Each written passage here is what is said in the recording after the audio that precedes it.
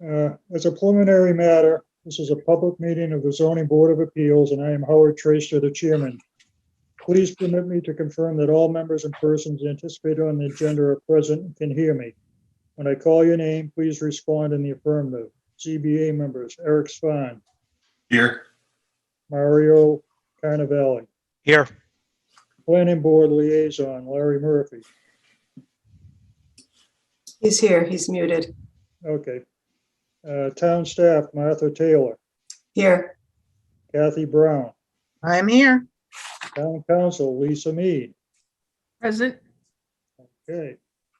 Good evening. Today is Thursday, February 18th, 2020. It is 7:30 p.m. and this is an open meeting of the Zoning Board of Appeals, which is being conducted remotely, consistent with Governor Baker's executive order of March 12, 2020. Due to the current state of emergency in the Commonwealth due to the outbreak of the COVID-19 virus.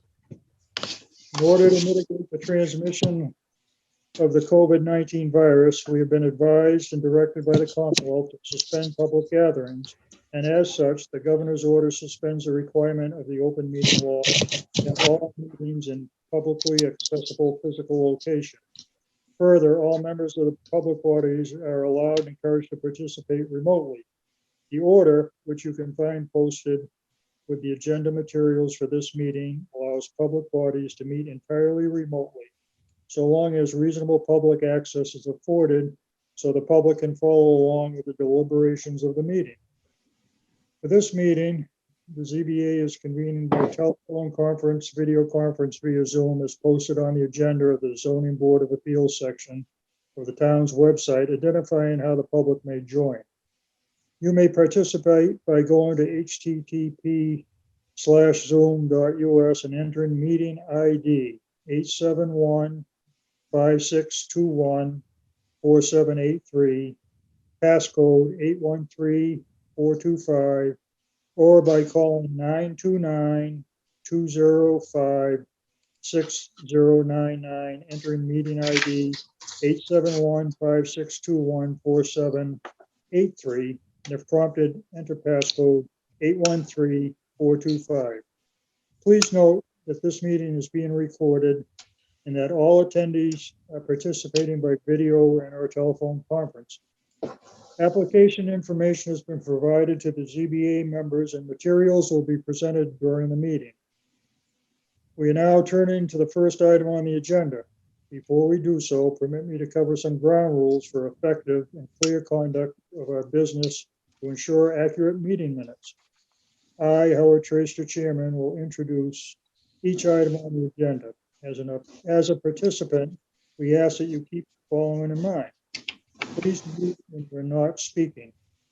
For a telephone, *6 to toggle mute or unmute, or computer, click on off mute button. Please use earbuds or earphones with tablets and cell phones. Please speak clearly and in a way that helps generate accurate minutes. Please be aware that as video participants, you are attendees in a meeting. Participants can see you and care should be taken to eliminate interruptions while you are participating on your computer.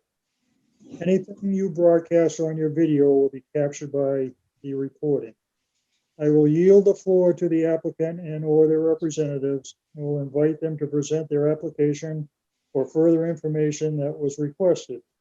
If the applicant and or their representative wish to share their screen, please request to the chairman so that you can be given permission to do so. ZBA members' questions and comments. The chairman will afford ZBA members the opportunity to speak and ask questions at any time. And will afford participants the opportunity to speak and ask questions as follows. I will seek questions through the raised hand function. One, for video conference participants, this function can be accessed by clicking on the participants option listed in the menu below the photo gallery. Hover your cursor in this area if you don't see it. Window will open and display on the right. On the bottom of this participant area, you will see the list of phone video participants, and on the bottom, you will see the ability to click on a button to raise hand. Please ensure your name is displayed with your name, address, and your question. Telephone participants can use their phone's keypad while in a Zoom meeting to raise hand by hitting *9. I will seek to call upon questions from the public that have hit the raised hand button in the order in which they are listed. Please identify your name and address and then your question or comment. Your hand will be lowered when you have been given the floor for your questions.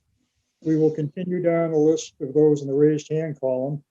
Should there be a physical or electronic submittal of questions or concerns that were received, they will be read for the record at this time. Additional agenda items will be called upon and handled in the same manner. Eric, can you read the agenda for tonight's meeting?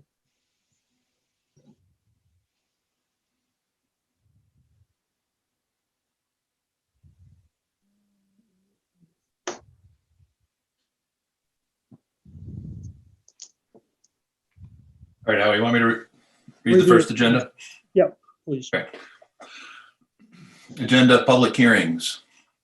Richard and Nancy Salmain, 37 16th T Street, Plum Island, continued hearing. The applicant is requesting a finding for relief from section 97-4D of the Newbury zoning bylaw, as the proposed construction will increase both the lot coverage and the floor area ratio for the property located at 37 16th T Street, Newbury, Plum Island, Mass, on Assessor's Map U03-0-50. Okay, is the applicant or the representative with us?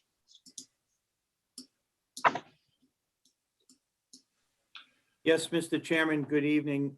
Douglas DeShane representing Nancy and Richard Salmon. Also with me this evening, Eric Salmonen and Aileen Graff from Graff Architects. Mr.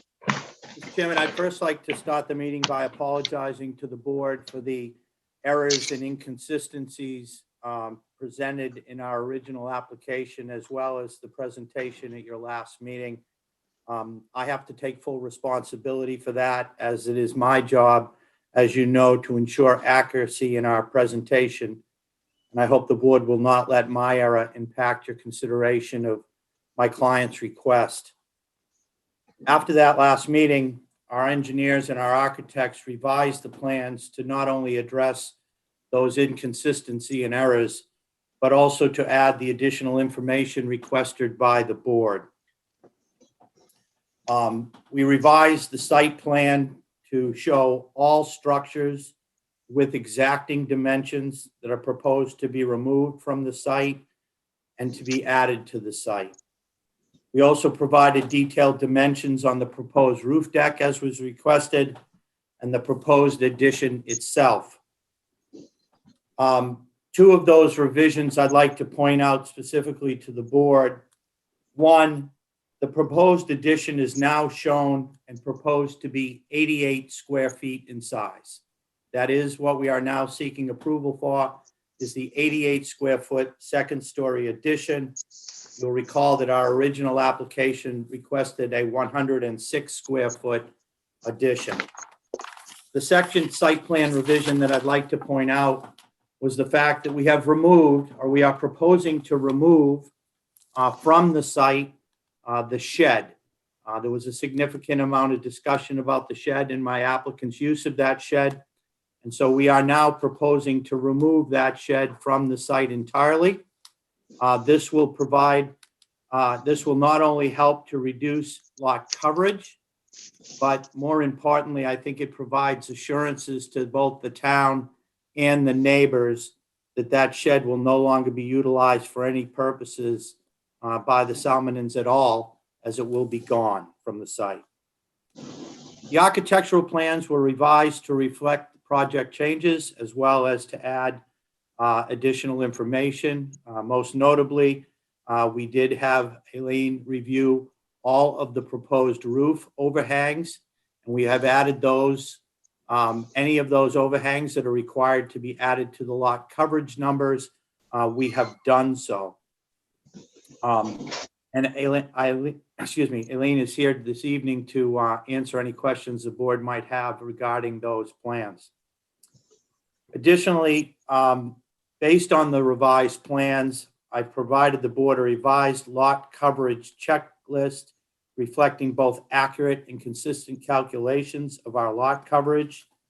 And although our original application did request a finding that we would be increasing the lot coverage, as you will see from the from the additional information I've provided, that with the removal of the structures as we've proposed and with the proposed additions, we are in fact reducing the lot coverage on the lot from its existing 23.714% to 23.458%. So the proposed project at this point will actually result in a reduction in lot coverage. I have also provided a revised FAR checklist, which provides the information regarding the proposed 88 square foot addition. That addition will result in an increased floor area ratio from its current 32.61% to 34.13%. So there is a relatively small increase in the FAR resulting from the proposed 88 square foot addition.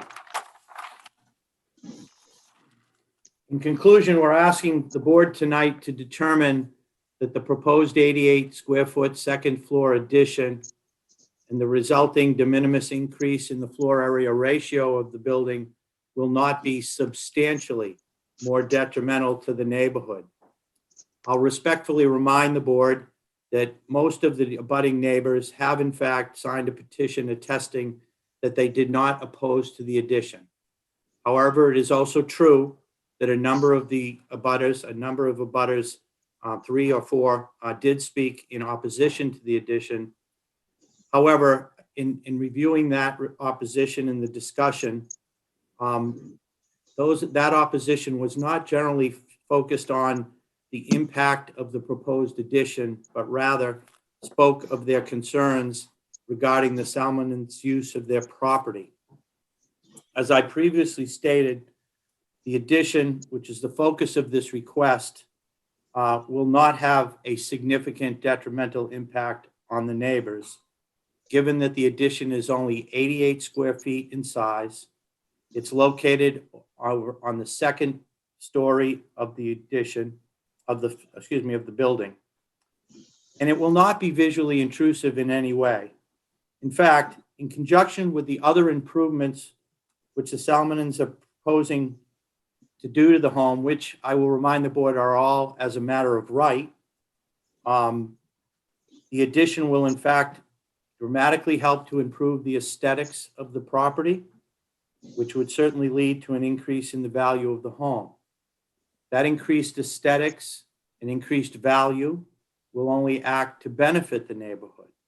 It will not be visually intrusive, but in fact will make the building more appealing aesthetically and will increase its value. Therefore, I would respectfully ask the board to consider my client's request to allow the 88 square foot addition, which will, while slightly increasing the floor area ratio of the building, will not have a significant detrimental impact on the neighborhood.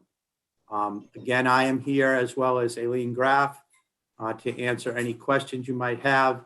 And again, Eric is also here to answer any questions the board might have with respect to his occupancy of the building. All right, thank you. Eric, do you have any questions or comments for the applicant? Hang on a second. Yes, Mr. Chairman, let's see. One is that just to note that the plans were changed, that some of the stairs on the deck have changed, and that there's an increase in a 1 foot. It looks like 1'6" at one end and 1'8" at the other end in extension of the deck. So there's some slight difference along with the difference of the square footage size of the addition. So that's one. Two, on the site plan, the setbacks for the front yard are noted. The side, right side yard are noted, but the rear and the side yards, although they would meet the setback requirements, are measured to the house and not to the deck or to the structure.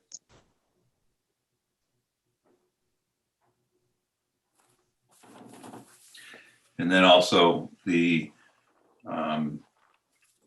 fact that in terms of looking through the town records, we did find records of back from 2000 of some changes and additions to the houses previously. And you're speaking about in addition to the house, the footprint. Yes.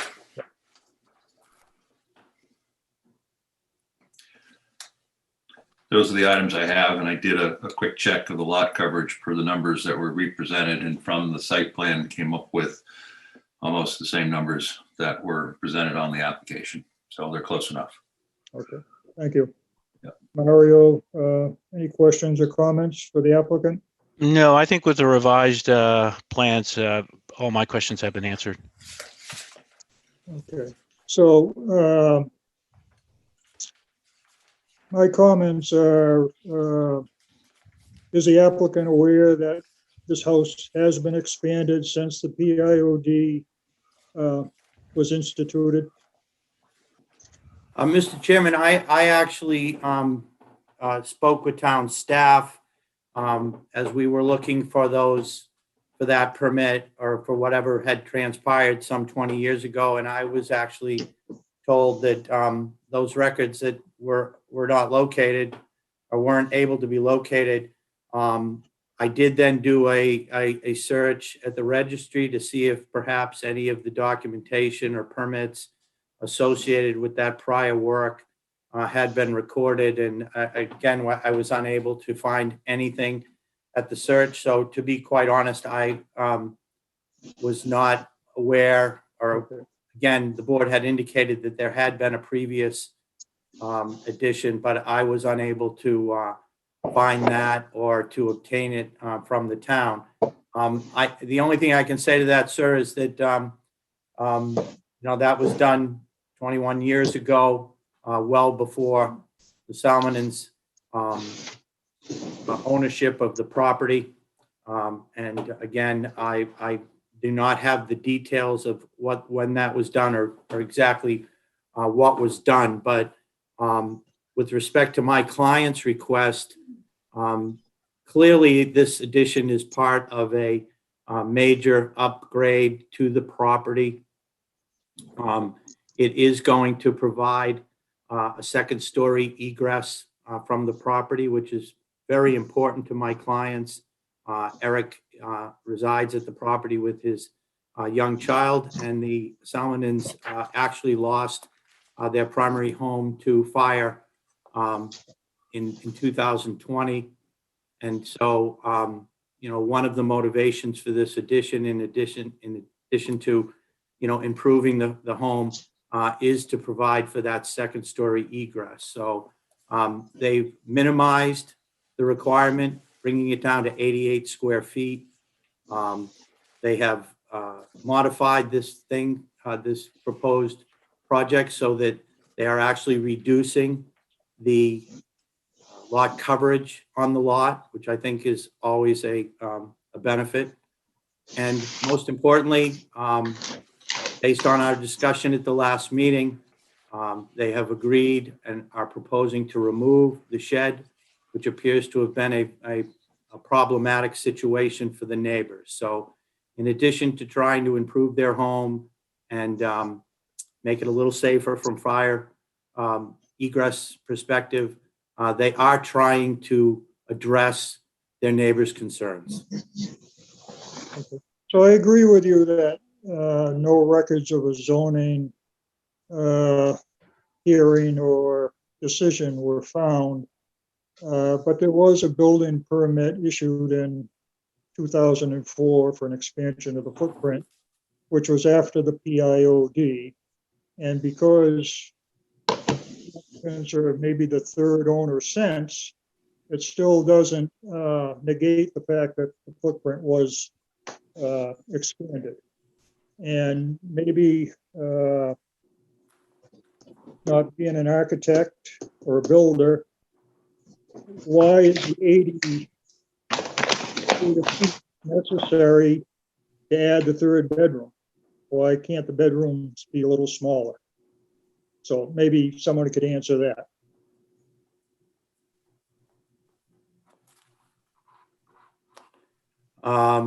Aileen, might you address that? I know that a good portion of the addition is actually to provide for hallway space for the creation of the second bedroom. I perhaps, Aileen or Eric, if you could answer that question, I'm not sure. Eric, I could speak if that works for you. So the current layout existing is as a 2-bedroom, and by making it work within the existing footprint, we're talking about rooms that are about 7 feet wide as a bedroom. It's borderline fitting enough room for a bed. So while there is an expansion of the 88 feet, it's over an existing footprint of a 1-story. It's happening on the back side of the property, even step back from the limits of the house. Again, some of the discrepancies from the last meeting was that the site survey showed it going to the limits of the driveway side of the property, but in fact, on the second story, it's aligning with the second story space. So that's what I mean by being tucked behind. So again, minimal in addition, 88 square feet, but enormous change to the way they live. If Eric and his daughter have a guest, there's nowhere else to put them. That comes with a sacrifice. You have to create these long hallways in order to make that third bedroom, but it was important to the way they imagine using the space. And for a long period, they see being in this house. So it's just about being able to entertain and live comfortably with a minor addition of modest addition of square footage. Thank you. You're welcome. Martha, if we have any public or raised hands from the public.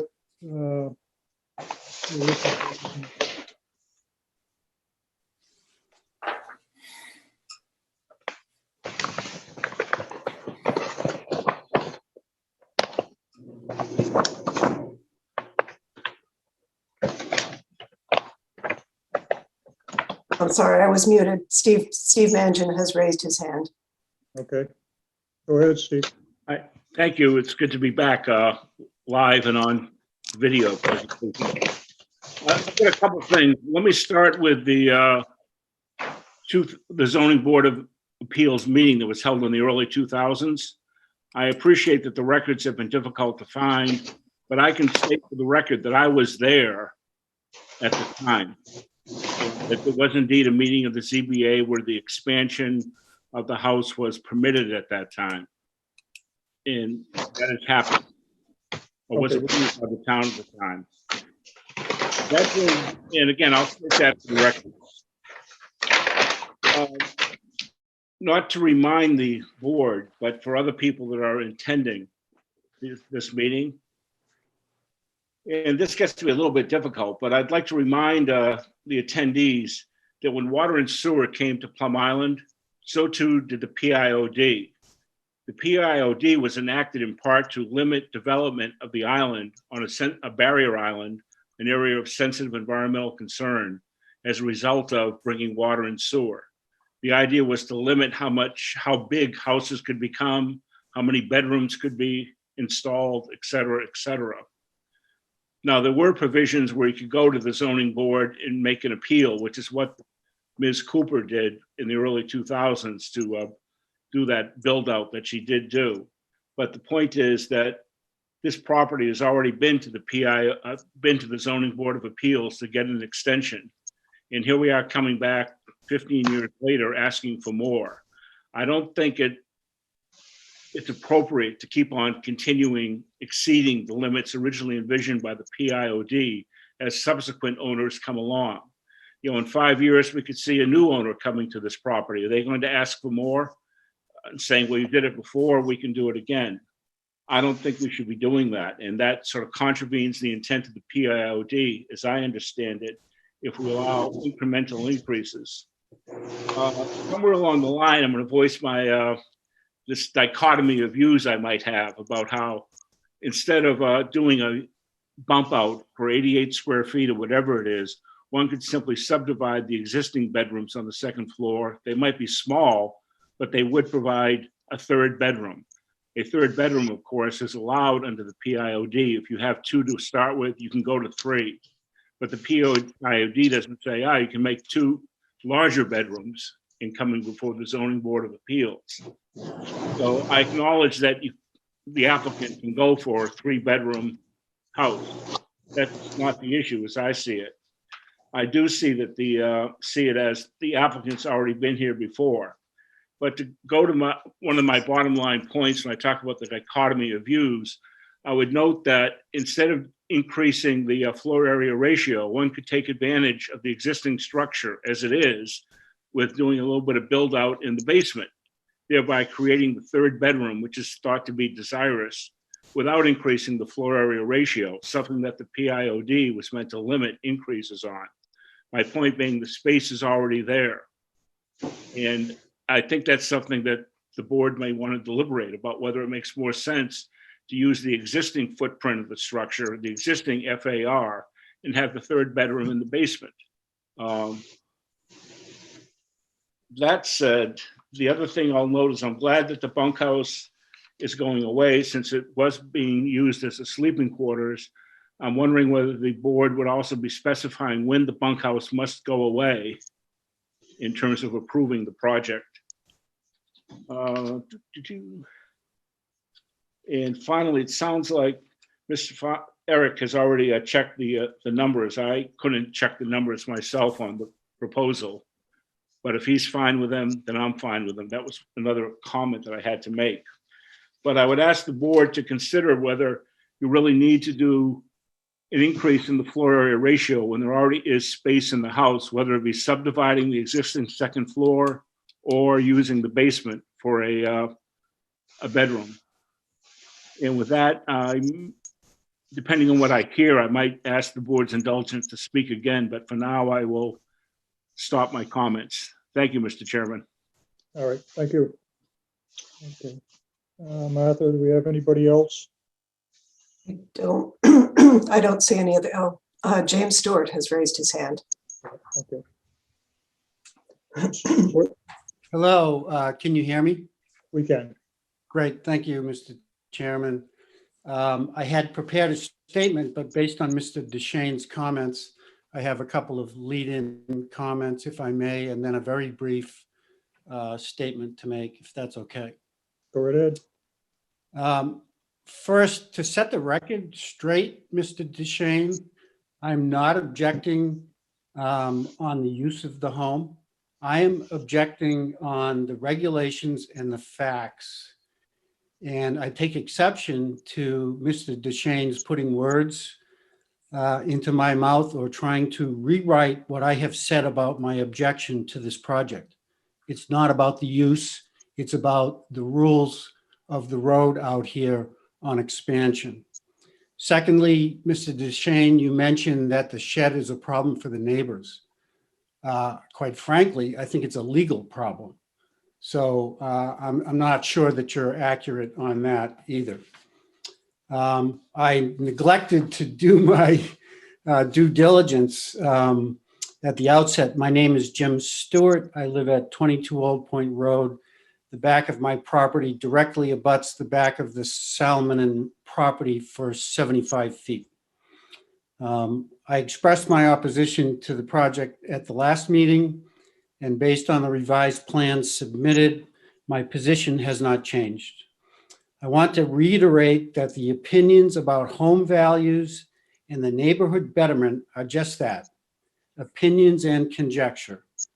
and would again ask that the board disregard these comments in the decision-making process.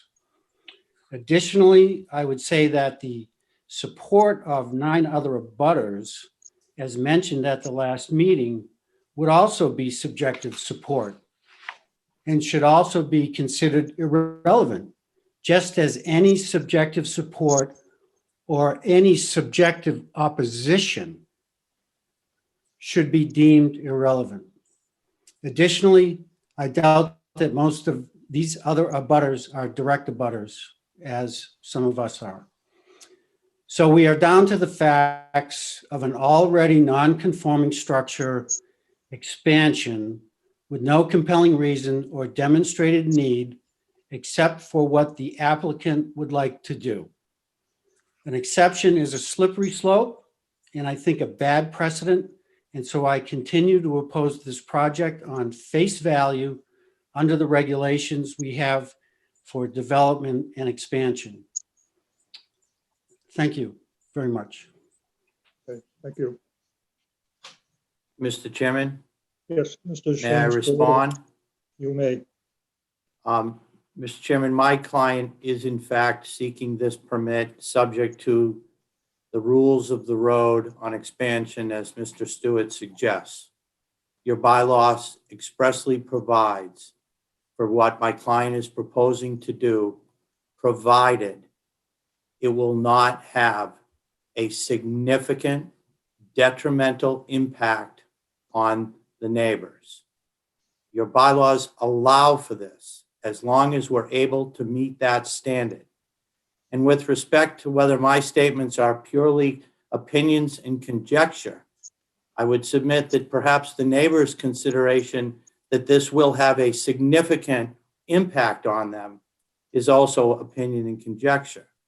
I'd really like to understand, and I know the board is subject to the same question, and that is, what will be the substantial detriment to the neighborhood of an 88 square foot second story addition that will be blended into the architecture of this home? It will not be visually intrusive. It will not cause shading or any other impacts. And the distance from the addition to the neighbors' homes is less than that of the existing structure. We are not increasing the footprint. We are merely adding a small bump out on the second story. And the standard of review is, will it be substantially more detrimental to the neighborhood?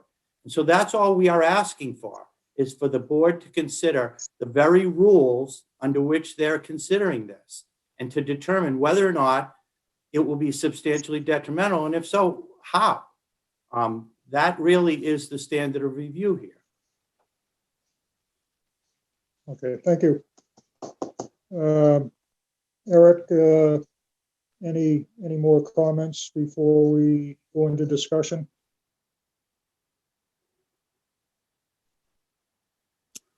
I think they're all on the table.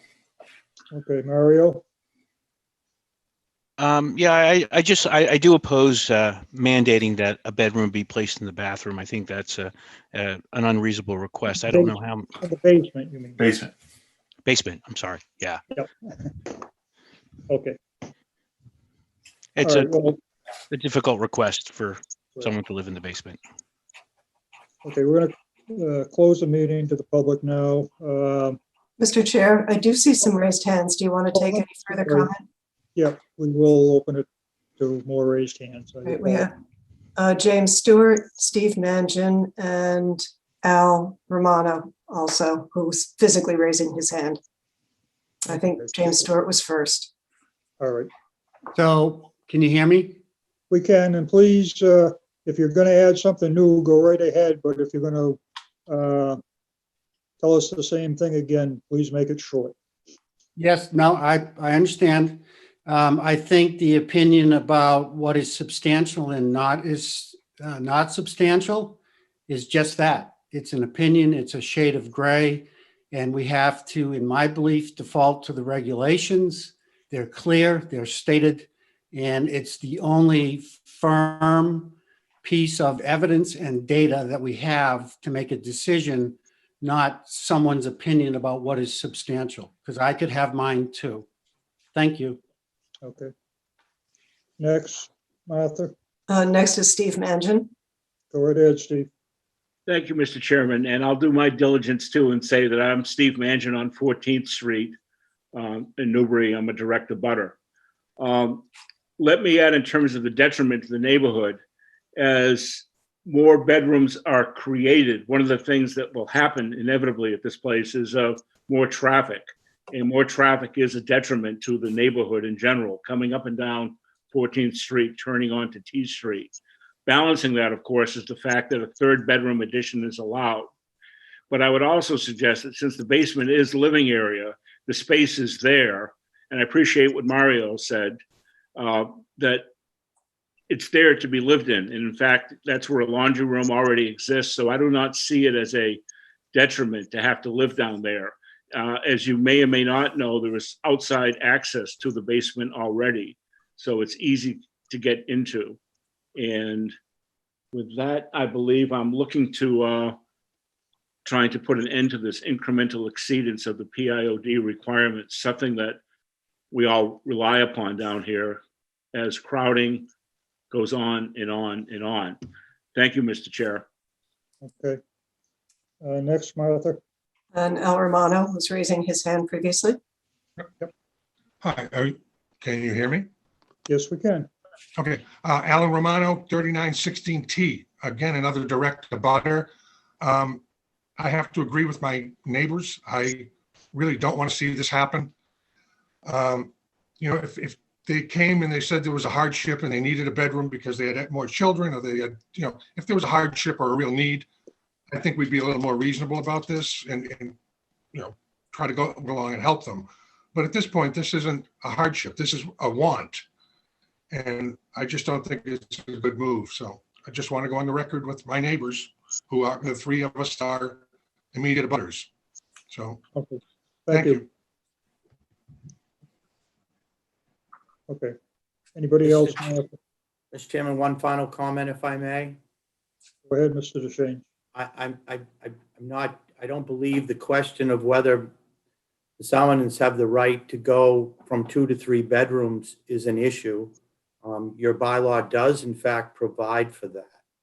I'm sorry to keep coming back to the point, but it is the board's jurisdiction, if you will, to make a determination of whether this addition will be substantially detrimental to the neighborhood. And it's not a question of going from 2 to 3 bedrooms. It's a question of whether the 88 square feet resulting in an increase in the floor area ratio is in fact detrimental to the neighborhood. Thank you, sir. Okay. Thank you. Okay. Now we will close the meeting for discussion. I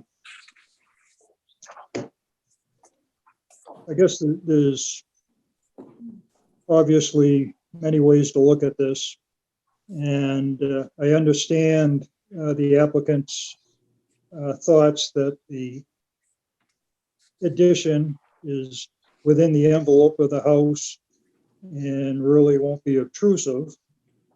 I also think back that there was a previous addition put on this house after the PIOD, which we have no record of a zoning decision, but we have a building permit allowing the expansion. So I'm torn about that. They definitely are allowed the 3rd bedroom. It's still, not being an architect, it's hard for me to understand why you can't shrink the bedrooms to make 3 where they are. So, Mario, what do you think? You know, the comment was made that they didn't want the 3rd bedroom because of traffic, but they're willing to make the basement a 3rd bedroom. So I think that's kind of mute. It doesn't really make a lot of sense. And I do believe that getting rid of the shed was a good thing for this project.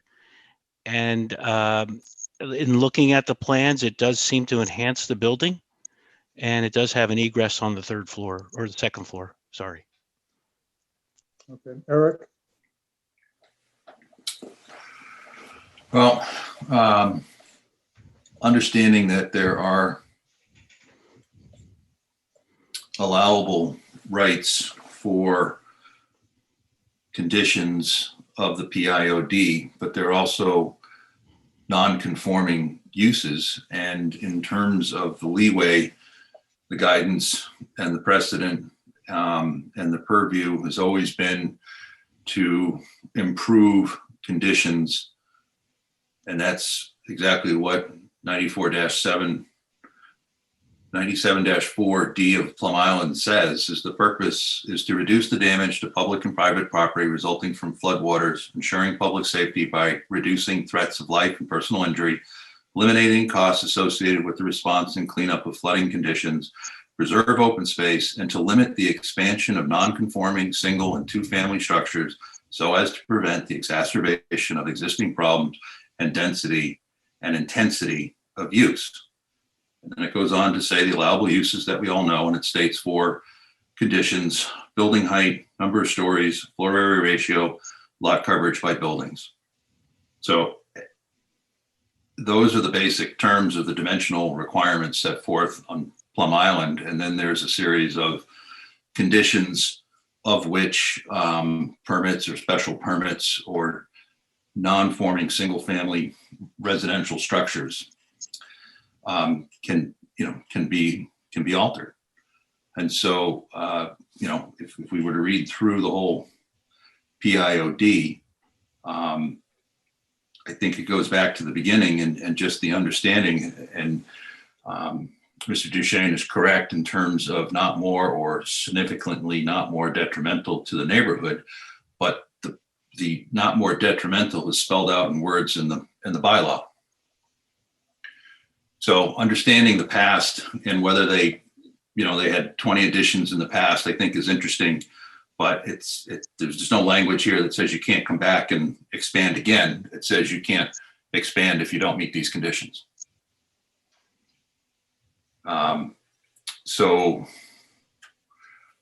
understanding that the addition is minor and the addition is on top of an existing building footprint, I think it comes down to a very gray line of understanding what is or isn't more significantly detrimental in terms of the zoning board's opinion versus reading the requirements of maximum floor area and maximum lot coverage.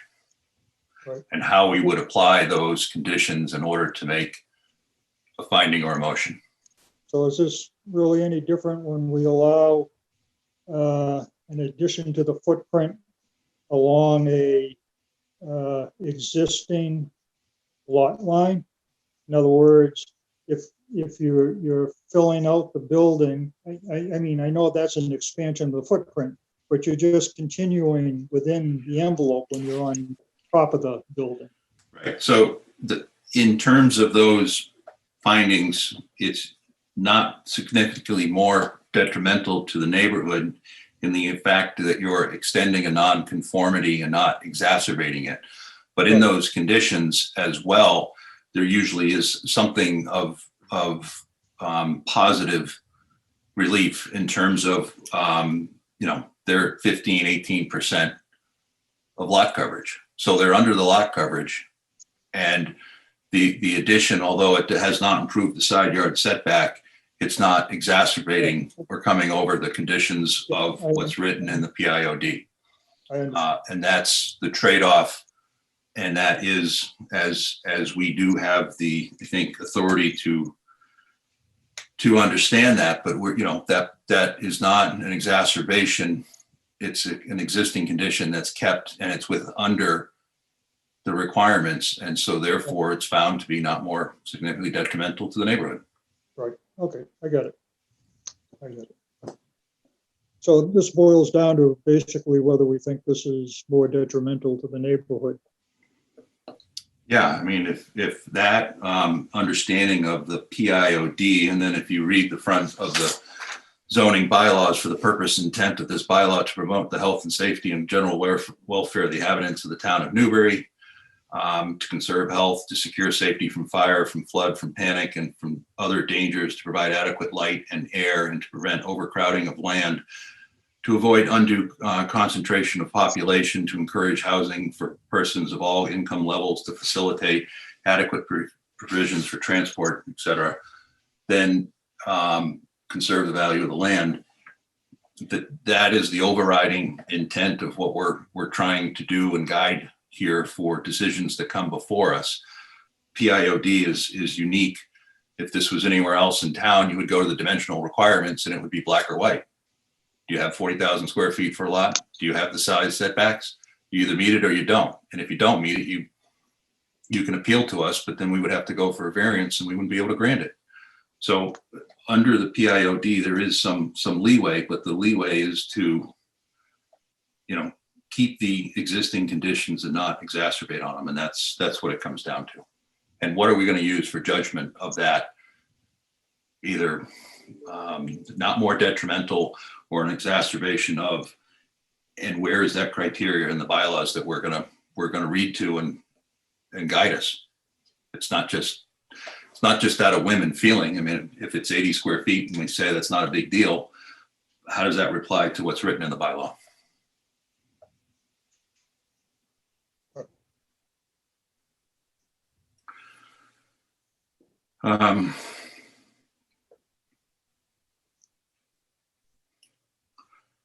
So, one of the last things we tried to do is be, I wouldn't say too lenient, but make exceptions be on singular conditions because of those examples or precedents. Then every lot's a little different, every house is a little different, and somebody comes back and tries to apply it. And that's not where we, I believe, have the authority to grant. Well, we do try to be consistent and not go over or exacerbate, as you would say, the limits in the Right. past. And to be consistent, I guess we would have to do the same thing in this case. Yeah, I know we've had relatively few tough decisions in terms of what people present to us because they're usually within the guidelines, but there have been some difficult ones on making decisions on how to draw the line per what's written in the bylaws and how we interpret them.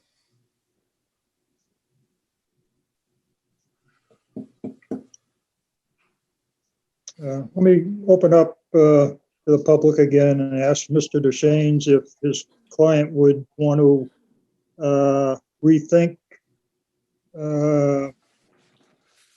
maybe smaller bedrooms within the existing footprint.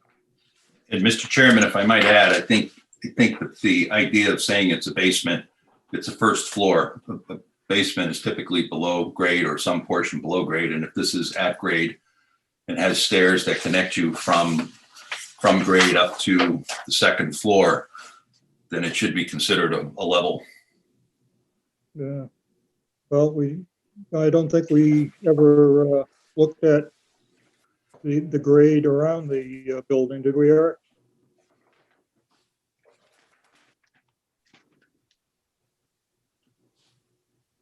Fairly consistent, 9.27 to 10.5 in terms of being relatively flat. Mr. Chairman, if I could answer your question, I think what you're suggesting is whether or not my client wants to withdraw his request. And unless he indicates otherwise to me, I'm not sure he does, sir. Mr. Svan spoke about the purpose of the bylaw and that, there is an exception and an allowance to seek this permit. And again, providing we can show that it won't be significantly more detrimental. And I would like to point out too, that as part of this request, we are proposing to actually reduce lot coverage somewhat We have agreed to remove the shed, which I know was contentious to some neighbors, not all. And with respect to whether it was used legally or illegally, I did provide that removing the shed would provide assurances to the town that it would not ever be used for illegal purposes or for any purposes because it's going to be removed. We're looking to add 88 square feet to the second floor over an existing structure. We're not moving any closer to the side or rear lot lines than the existing structure. In fact, we're less of a distance. We're removing things from the site to increase reduce lot coverage. On balance, I think that this proposal does in fact meet the standards that Mr. Svan spoke of in terms of allowing these kinds of things, provided that it is not causing greater harm or greater damage, but to allow for people to use their homes in a safe manner. We did point out that this will allow for a second-story egress from the home, which is a safety benefit, certainly to the Solomon family in light of their previous fire. It does provide for a third bedroom, but again, that is allowed by right under that bylaw. So I don't just think cannot see where this addition will be substantially detrimental when in fact it will improve the situation in some regards. I don't think we're questioning the third bedroom, but you do make a good point that by removing the shed and it does remove some of the footprint and a contentious point with the neighbors. So I agree with you on that.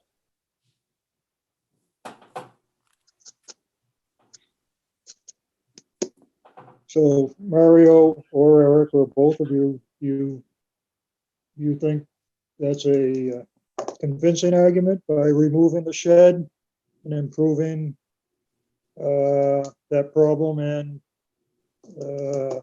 shrinking the footprint slightly as a trade-off for 88 feet? This is a tough one. Yeah, it is. But I think it's fair to say that they're willing to give up the shed square footage. I don't even know what that is. It has to be 10 by 8. It has to almost be 80 square feet. Mr. Chairman, Eric, go ahead. If the requirements for FAR and lot are set in terms of percentages and you're already 36% over, or you're requesting to be 36% over the FAR and 17% over, or 1.7% over the lot coverage. I mean, you're already over. I guess one point is, did they add a bedroom previously? And so where is, yeah, it's minimal today, but where is it in terms of where it stands to the other properties? And that argument or that insight, if that was presented as part of the argument to show that the neighborhood and how those houses adjacent to it, I mean, we do use adjacent buildings to create a lot line for the front setback so that so there's some consistency to the neighborhood. And if it was somehow proven or shown that this is not more detrimental to the neighborhood, but the only thing we have to go by are these percentages that are written here in the bylaw, and saying that 80 square feet is not much. It isn't much, but how is it compared to the neighborhood? And I don't think we have that information in front of us. If it turned out that all the neighbors had the same exact condition, then adding 80 square feet would not be more detrimental. But if adding anything increases the FAR and the lot coverage, then how is that meeting the requirements of the neighborhood? And it may not seem like much, but I'm just trying to find the reasoning for it. I mean, it's 80 or so square feet. It's on top of an existing footprint, so it's not really an addition outside of the footprint. there's a roof covering it already. It's not like an open shed or a double level porch or some other condition that could be interpreted differently. The basement, although it says basement, the basement is a first floor. It's a floor level. It's enclosed. It's inside the thermal envelope of the building. So it counts as a level. So there's 3 levels. And although it's not our purview to forecast, but you create the bedrooms upstairs and then there's still room downstairs to add another bedroom in the future if someone was to do so illegally. So, Well, we can't predict that, though. I understand, but I'm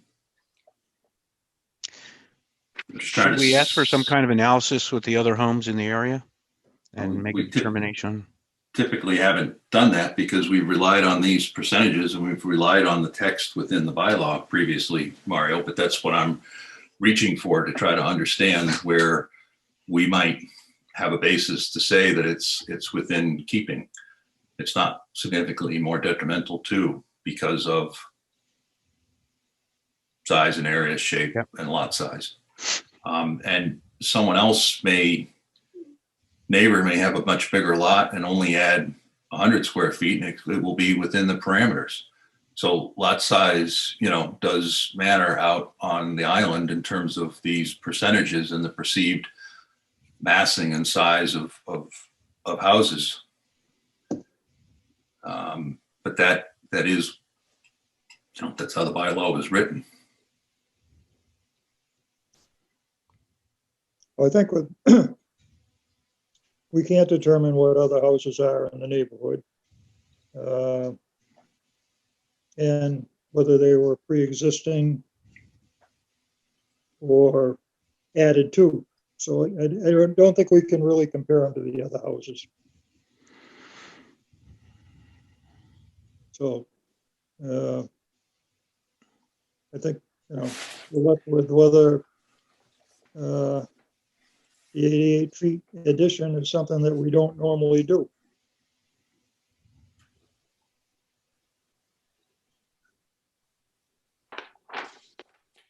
Yeah, I guess I'm on the fence and trying to understand and put in terms of the PIOD,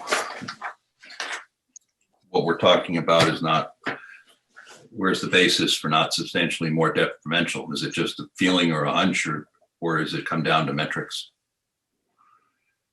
Right. And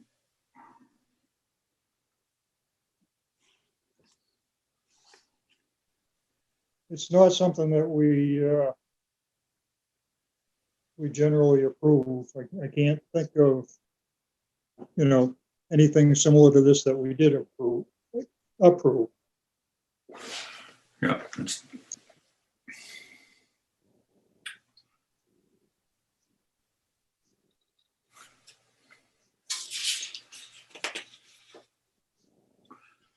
I guess it's within the,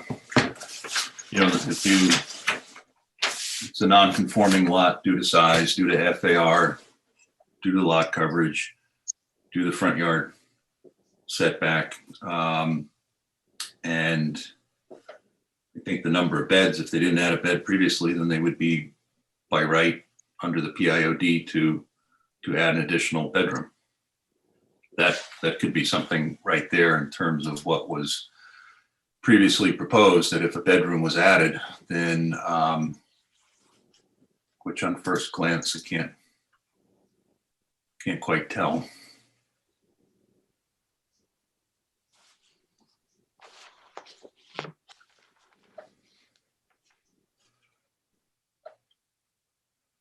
You trying to determine whether the second bedroom was added after the original building? I'm not sure where you're going with that. I'm just going through the criteria of what's non-conforming and what's allowed in terms of, the language of the PIOD. 2 to 3, it's whether we let them extend the FAR, which we generally don't do. Right, so that, and not technically adding.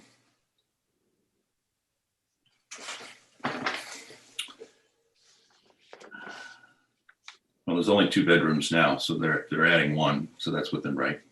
Right. I guess it comes down to numbers, Howie, and whether we think that somehow with the building addition, because it's sitting on top of a roofed area and it will have a roof on it, that there's no additional increase in roof area and runoff. Is there a benefit to the second floor egress? Well, that's the spiral stair to the roof terrace. I mean, and the roof terrace hasn't even been a point of discussion or intention, but has an outside exterior circular stair that arrives at the second floor and then goes up to the roof. So that actually doesn't go into the second floor. There's no. Yes, it does. Yes, you can exit the second floor onto the circular stair. Well, okay. Well, that's what I thought. And then I thought when you said it went to the roof deck, it threw me off.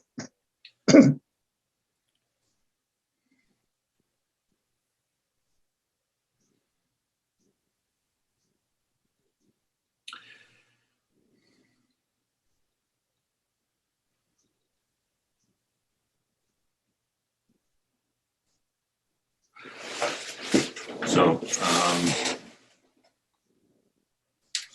I guess this is it's a hard understanding to draw the line.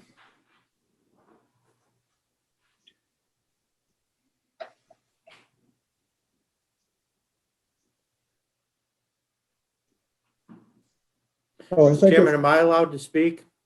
I'll give you permission. I just want to address Eric's question about whether this comes down to numbers. If our addition was not increasing the FAR beyond its non-conforming current situation, we would be able to do this by right. The fact that the bylaw allows a provision where you can in fact increase beyond the FAR limit when you have a pre-existing non-conforming situation is evident that you don't just look at the FAR and say, well, they're already over, so we can't approve it. If that were the case, there wouldn't be a provision that allows for this special permit and bases that special permit on a determination by this board of detrimental impacts. It would just be clear that if once you're non-conforming FAR, there is no methodology to increase that. But in fact, your bylaw provides for that. It provides for exactly what the Salmons are doing, but it's putting on them a burden of proving that that increase to the existing non-conforming FAR, that increase, is not substantially detrimental. So it can't just be looked at that if you're over the FAR requirement, you could never go beyond that. It can't just be based on the numbers. Otherwise, the bylaw wouldn't provide for it. Right.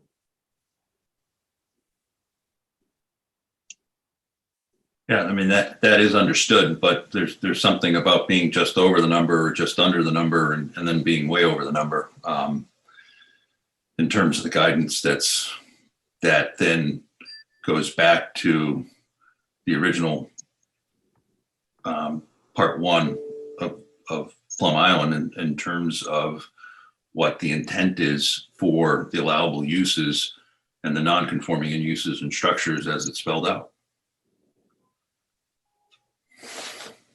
Agreed, but the bylaw does provide a standard of review. That's all I'm pointing out. Yep, and I think because it's taking so long that there is some, we're trying to find that. We're not. If it was black and white, this would have been over a long time ago. But I think we're trying to understand this. Yeah.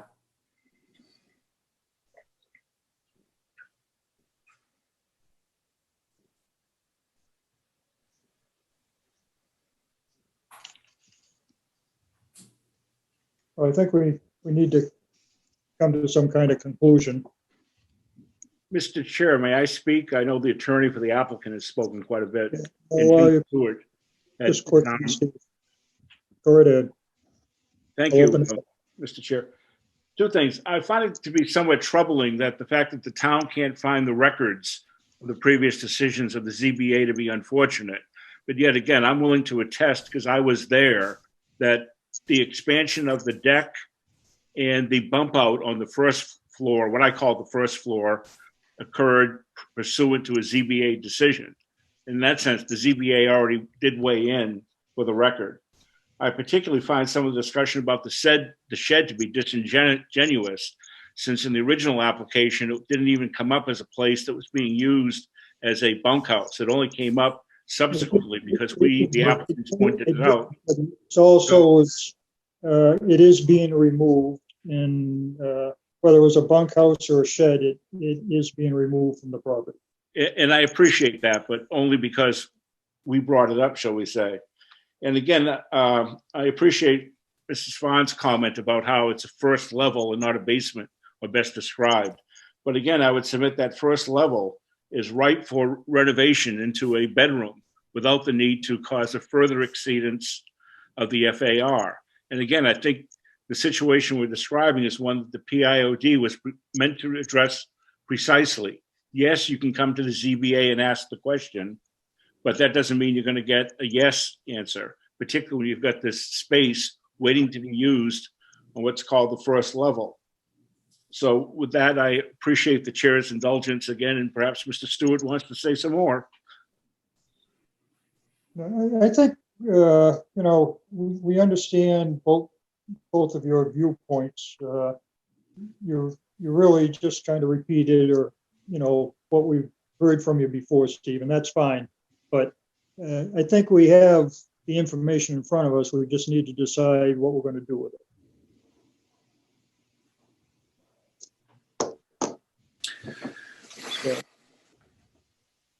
Could I make one quick comment? I guess one quick comment. I've let everybody else, so.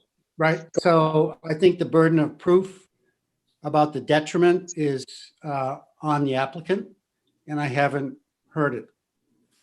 Okay, thank you. Thank you.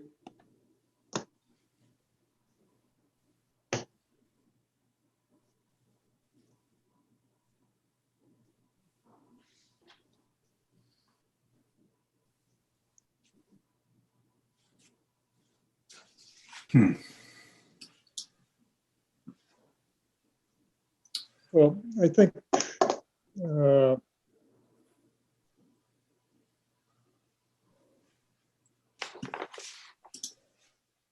in the past,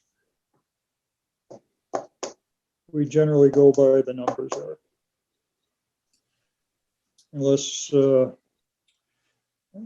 know.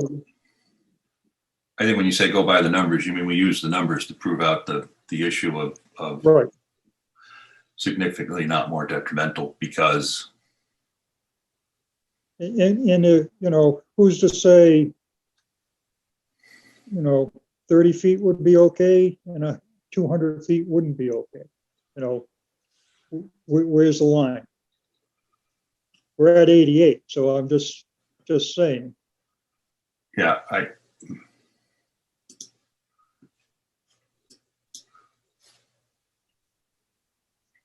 usually have a strong feeling one way or another, and I'm having trouble grappling with this one.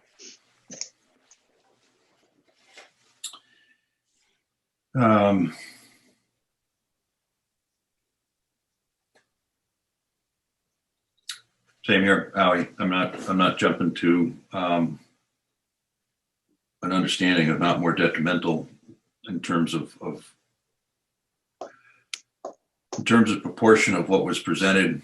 Yes, in terms of fitting into the building, but an understanding of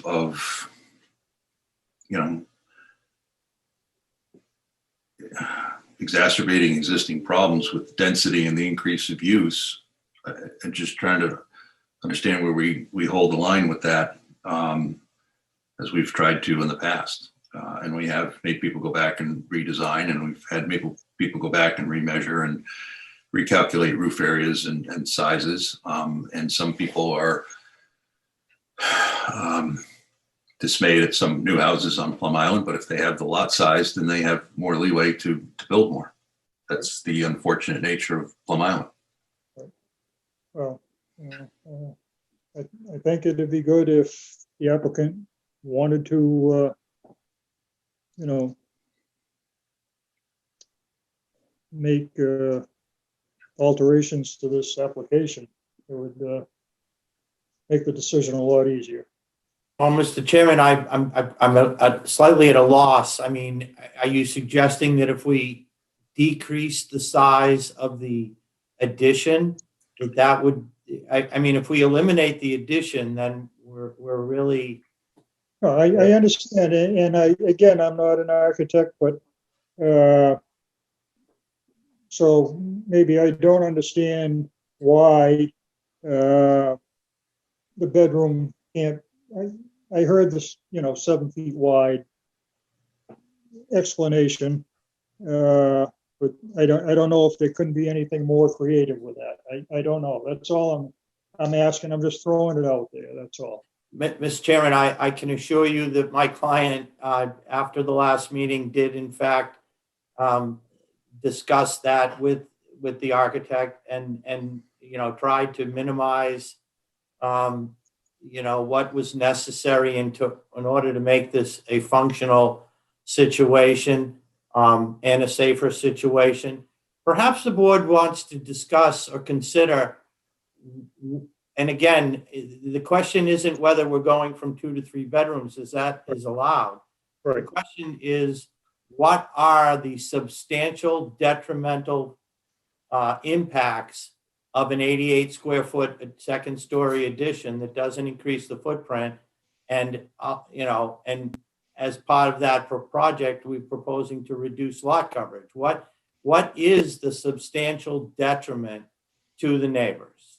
That is really the standard of review. I do hear what you're saying, Mr. DeShange. So that's what we're grappling with.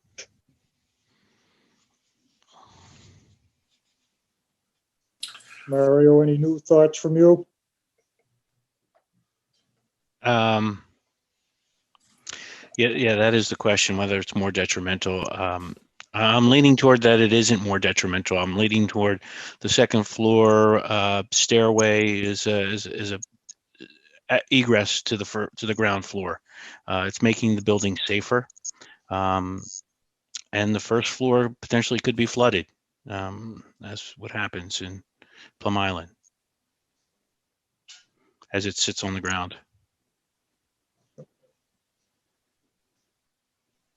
All right, thinking of anything, Eric?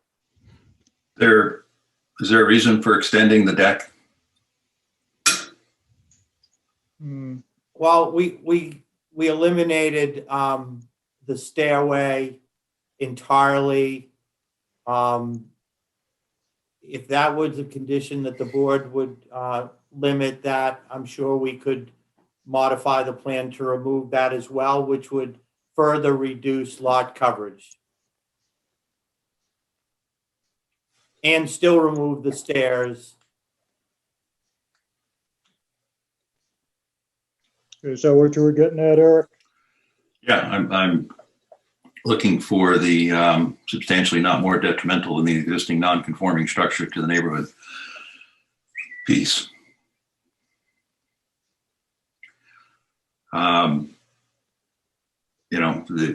Again, 88 square feet does seem minimal in terms of addition.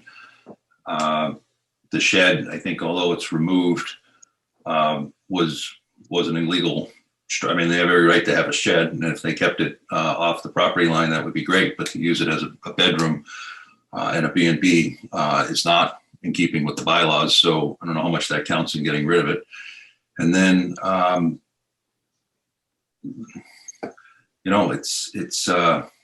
it's within the existing building footprint. It's under the roof. It's on top of a roof that's already there. So it's not like it's creating more roof and more runoff. So if they eliminate the deck, how much would they eliminate from the footprint? It's 53 square feet.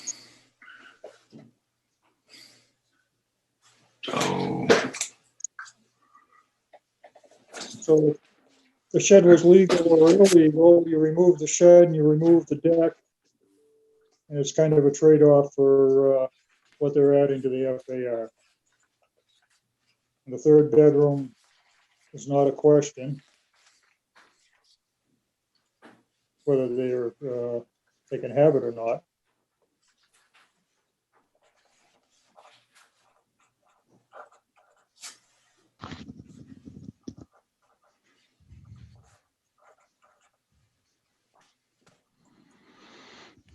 And if the stairway is an egress to the second floor, you can see where that's a benefit.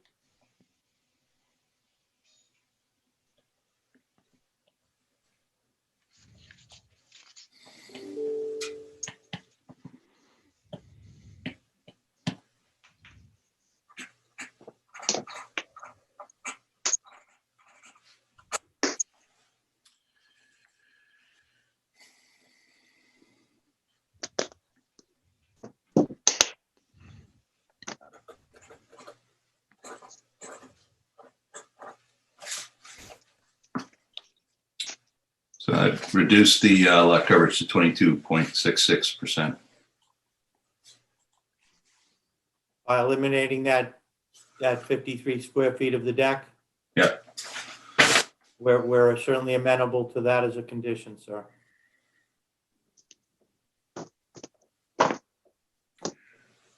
Yeah, and I think that the understanding also is that the limit of 3 bedrooms is 3 bedrooms, and that's it. And any intent to rent anything else is an issue. Well,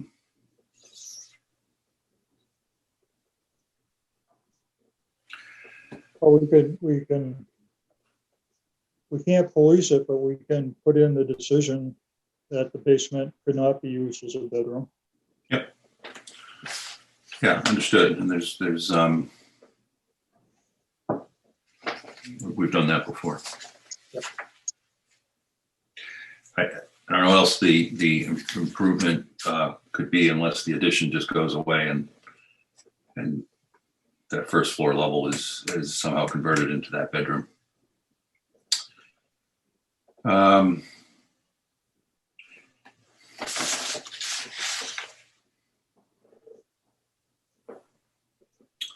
Again, as I was trying to point out before, that the lot size is non-conforming, the FAR, the lot, we just talked about those, and then the front yard setback, but a near property line could be found.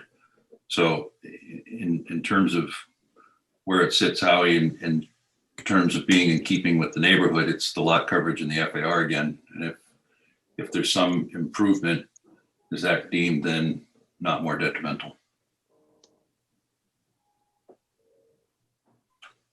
The lot lines, we can't do anything about. I mean, they're not changing anything with that. Nope. So it's either a trade-off of the footprint, reducing the footprint by removing the shed and removing the deck, which is about 150 square feet between the two. Just taking the current numbers presented on the current application and removing 53 square feet brings the lot coverage down to 22.66%. Right. Right. As opposed to 23.46. Right. But you can also, they are removing the shed from the existing property, which isn't on this application, but that is existing. Yeah. And, they have every right to have a shed. But again, in terms of adding lot coverage, they are removing the shed. Right. And if they wanted a shed, they'd have to come back and ask for a shed. Yep.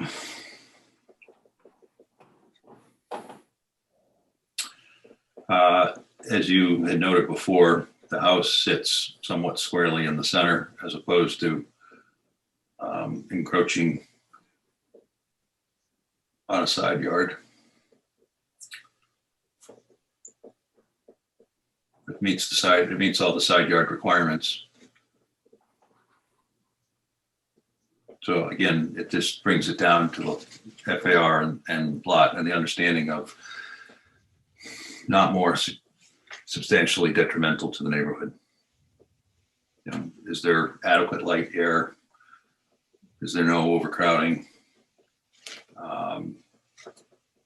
Is there anything in terms of public safety that's there? That's the language of which we're basing the decision on.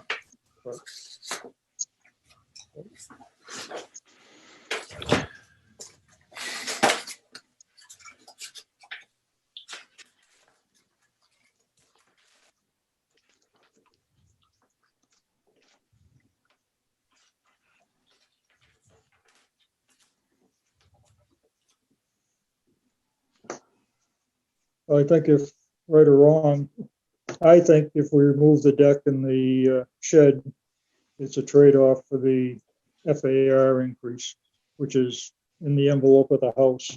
And if we didn't know it was 80 square feet, I don't think anybody know it was enlarged. Okay.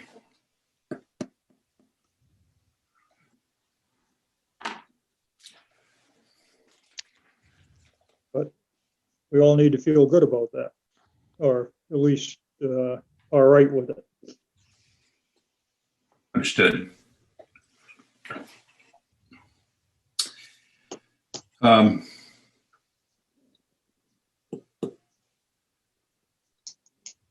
Chairman, I can make a motion. Go right ahead. All right, I'll make a motion to grant a special permit under section 97-4D, 97-4D, part 5 for the change of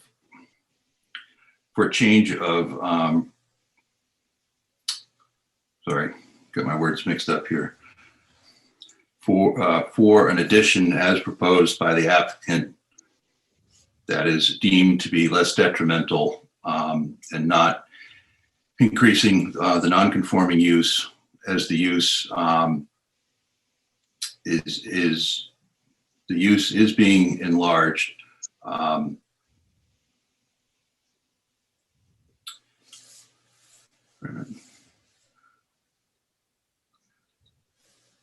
Sorry, I get my wording mixed up here.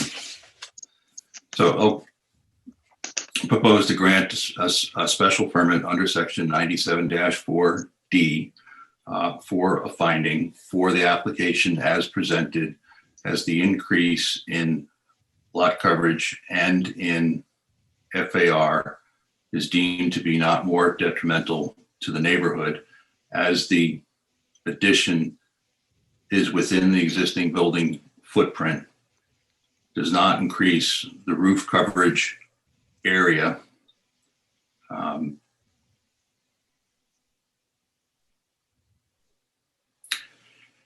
with the condition that it is noted that the first floor, ground floor, or so-called basement level is not to be made into a bedroom in any future use.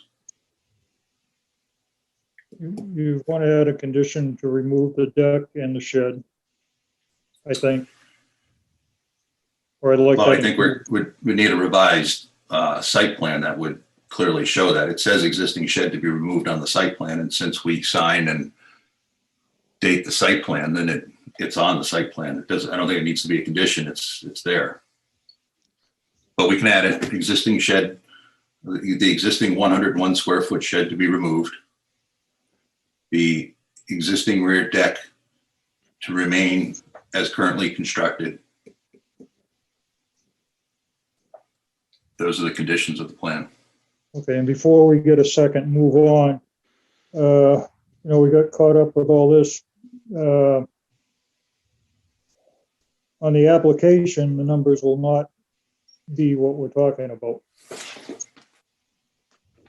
We'll have to amend those, and as we sign it, we'll have to initial that those were or revised. So I'm just Or- bringing up that it needs to be done. All right, so a condition of the motion is that a new site plan and a new application needs to be submitted in order per the conditions of the motion. Do we have a second? Second that motion. Okay. All in favor, Eric, Aye, yes. Mario, Yes. and I vote yes, so the motion passes. Okay. So, you know what to do with it. Thank you, Mr. Chairman. We appreciate the board's time. So before anything can be done, you understand the application needs to be corrected and the site plan changed. Yes, sir. Okay, thank you. Thank you.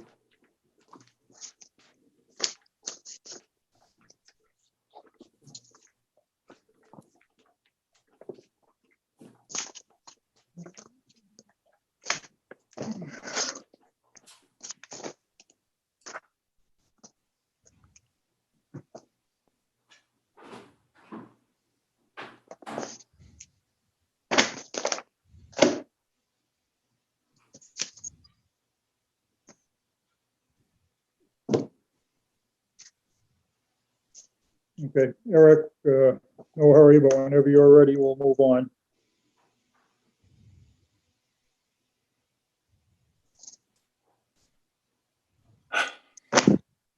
Public hearings, Cricket Lane LLC, 55R Pearson Drive, continued hearing. The applicant is requesting a comprehensive permit under General Laws, Chapter 40B, Section 20-23, to construct the villages at Cricket Lane for 24 single-family detached home ownership units on an Assessor's Map R20-0-75. Okay, Mr. DeShanes, I know you're here. Yes, Mr. Chairman, good evening. Douglas DeShane, representing Cricket Lane LLC. With me this evening, Walter Erickson, manager of Cricket Lane LLC, as well as Ben Osgood from Ranger Engineering. Okay, so what we plan to do tonight is go over the draft for the decision on the application of the comprehensive permit. And what I suggest we do is go page by page and not every paragraph in the decision. If anybody wants to discuss anything on a page, we'll stop and do that. Is that agreeable to everybody? Eric, Mario? Yep. And Mr. DeShanes, you're good with that? Yes, sir. Okay, and we're not taking public comment on this. So we'll start off with page 1, which is the procedural history. Does anybody want to talk or discuss anything on that page? Would it be helpful, not that I'm looking to do all the reading, but would it be helpful if we just gave a quick outline of what the points are for the record? If you want to, go right ahead. I think as if we're going through this, then people want to understand. And if not everyone has this document, then I think it would be helpful. All right. I'm more than happy to read for you for a while, Eric, if you want. Yep. So I will start in section 1 is procedural history. And I'm going to paraphrase some of these as these are just comments. So I hope to, so the first one is the original application was of the comprehensive permit was received by the town of Newbury Zoning Board of Appeals on or about February 20th. So the first one is just noting that we received the application, that there will be 24 single family detached home ownership units. 6 of the units, or 25%, will be affordable housing for households earning up to 80% of the area mean income. And then it goes on to talk about the affordable units. 1 will be a 4-bedroom unit, 5 will be 3-bedroom units. The remaining 18 units will consist of 12 3-bedroom and 6 4-bedroom units. I think they're the point being made or to understood that on this development, there are a total of 79 beds being added. I have no comment on that. Number two, the applicant proposes to be a limited dividend entity that will limit its profits in accordance with the legal requirements. Accordingly, the jurisdictional requirements under section 760 CMR 56.041A will be satisfied if and when the applicant executes a regulatory agreement and other related documents. I don't have any questions there other than the understanding that there are some, this section comes up again, and I may have a comment on it later. Three, the applicant provided a project eligibility site approval letter dated December 12th, 2019, issued by the Massachusetts Housing Financial Agency. Number four, the applicant provided a copy of the purchase and sale agreement dated March 29th, 2019, by and between Byfield Estates LLC and Walter Erickson Jr. Number five, the board's hearing on the application was opened on March 19th, 2020, and has continued and is continuing with these hearings. There's a final date that needs to go in there. Number six, the board notified all applicable local boards and commissions on the filing of the application by sending a copy thereof to all local boards and commissions for their recommendations. Number seven, during the course of the public hearing, town staff, boards and commissions, and local residents submitted oral and written testimony with respect to the application. The board considered the technical review of an independent site peer review, a traffic peer review consultant, and a wetlands and environmental consultant in regards to the matters of public health and safety, environmental health and safety, traffic, site, and preliminary stormwater management plans, and other issues of local concerns. Number eight, the applicant provided various materials, reports, and revised plans throughout the public hearing on the application. Number nine, during the public hearings, the petitioner, represented by the law firm Deshane and Farrell, Douglas Deshane as counsel, Ranger Engineering Group, Benjamin Osgood. The board utilizes the services of Joseph Sirica, Stantec Consulting, LEC Environmental Consulting, and Lisa Mead and Adam Costa of the law firm of Mead, Tellerman and Costa. Number 10, the board heard testimony from abutters and other nearby residents regarding their concerns about the project.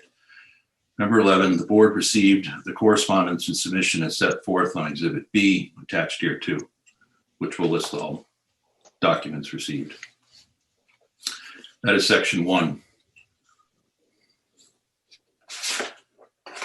Section 2 is the project and the property description.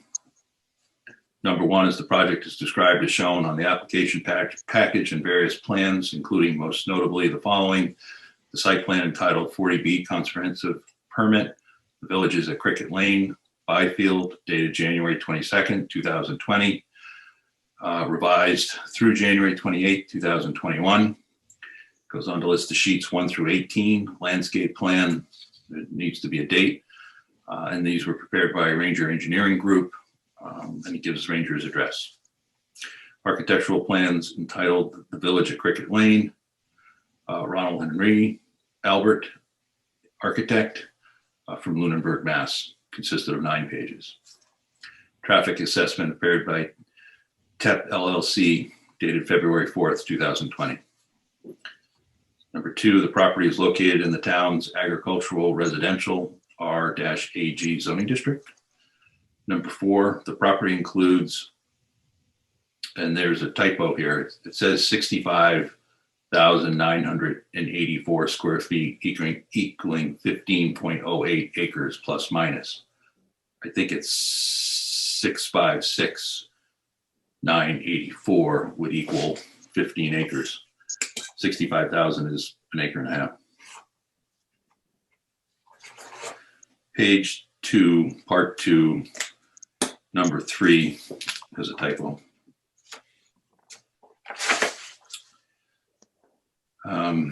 Number 4, surrounding properties to the south and the west of the proposed development are predominantly used for residential purposes. The property abuts undeveloped woodlands of the Martin H. Burns Wildlife Management Area, along with its northern and eastern boundaries.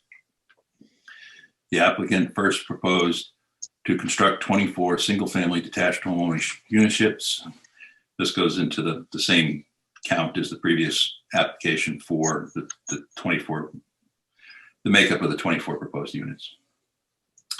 Number 6, the lots will be serviced by a shared subsurface sewage disposal system that is to be operated, maintained, and repaired by the condominium association and by a connection to the Byfield Water District water system. Number 7, all utilities are to be below ground.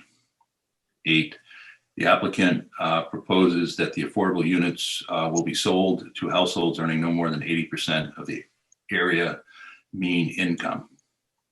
That is the end of section 2. As part of the project property and descriptions, Mr. Chairman, I'd ask if there is nothing in here about the easement rights for the property. And would ask that we have some acknowledgement that there is an easement filed and recorded that allows the applicant access to the property. Okay. Any objections to that, Mr. DeShanes? No, Mr. Chairman.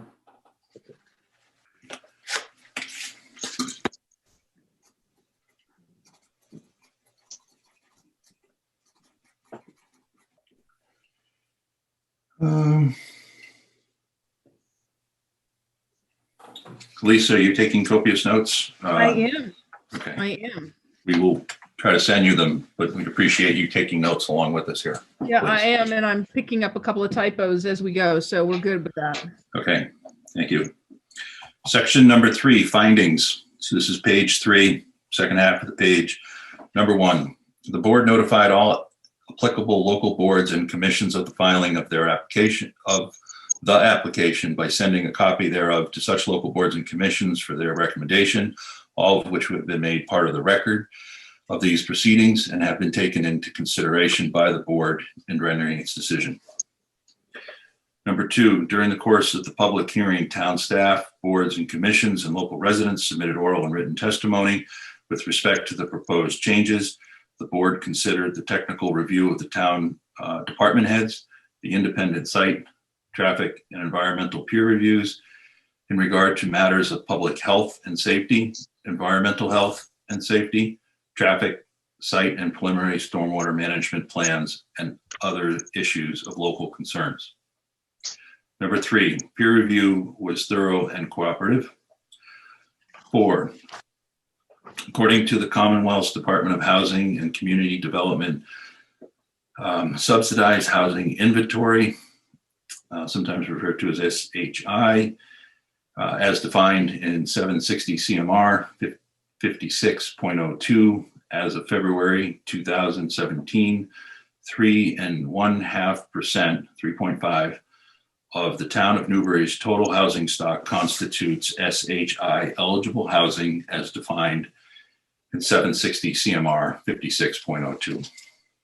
Eric, I just want to make a comment, not necessarily that it needs to be added, but I believe the Commonwealth wants us to be at 10% with affordable housing. Am I correct, Lisa? That's correct. That's the standard by which you've been deemed to meet your affordable housing needs. Right. Okay, thank you. So can we add that the town of Newbury is deficient in meeting the 10% mass requirement? We can.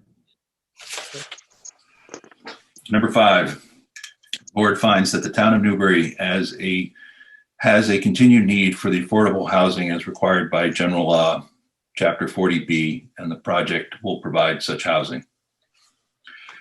Number 6, the board finds that the project will not provide adequate access to public. Board finds that the project will not provide adequate access to public transportation based upon the review of the traffic peer review consultant and the comments from the neighbors, the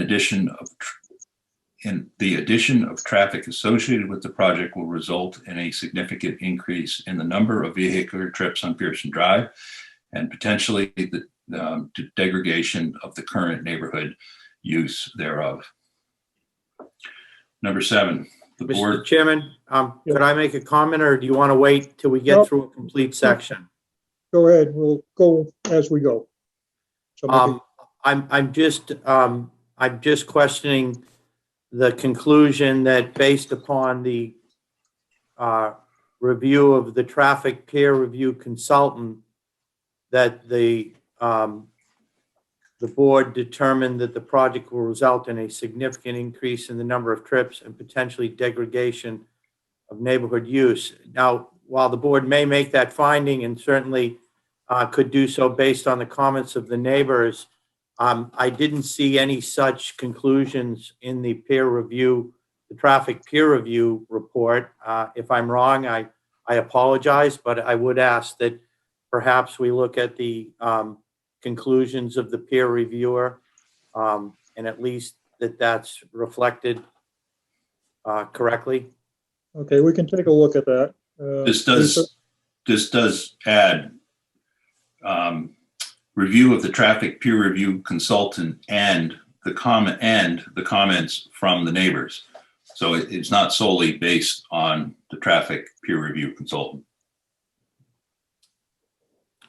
I'm just concerned with the implication that the traffic peer review consultant did in fact conclude that or suggest that to the board. And I just would ask that maybe perhaps we look at that report to be clear on that point. Well, I guess what I would say to the board, the question is, and it could be the way that it's written, is if the board heard from the traffic peer review consultant who said there would be an increase in the amount of traffic. Correct. The board also heard testimony from the neighbors that the current use of the neighborhood streets would be degraded. So my question to the board is, for this particular item, do you find, based upon the facts that were presented to you, that you believe there'll be an increase in the number of vehicular trips or significant increase in the number of vehicular trips, and or that the use of the street as it's currently used will be degraded? And if you're making that finding, I will revise this to make it clear that you're making the finding based upon the information presented and that the peer review person didn't make that finding. If that's the confusion. Yeah, I agree that that's the way we should word it. yep. And I do, I recently did read both traffic reviews and they did not find that. I think that's the opinion of the board and the neighborhood. Okay, so I can revise this so it's clear that it's based upon all of the information. It's the board's determination.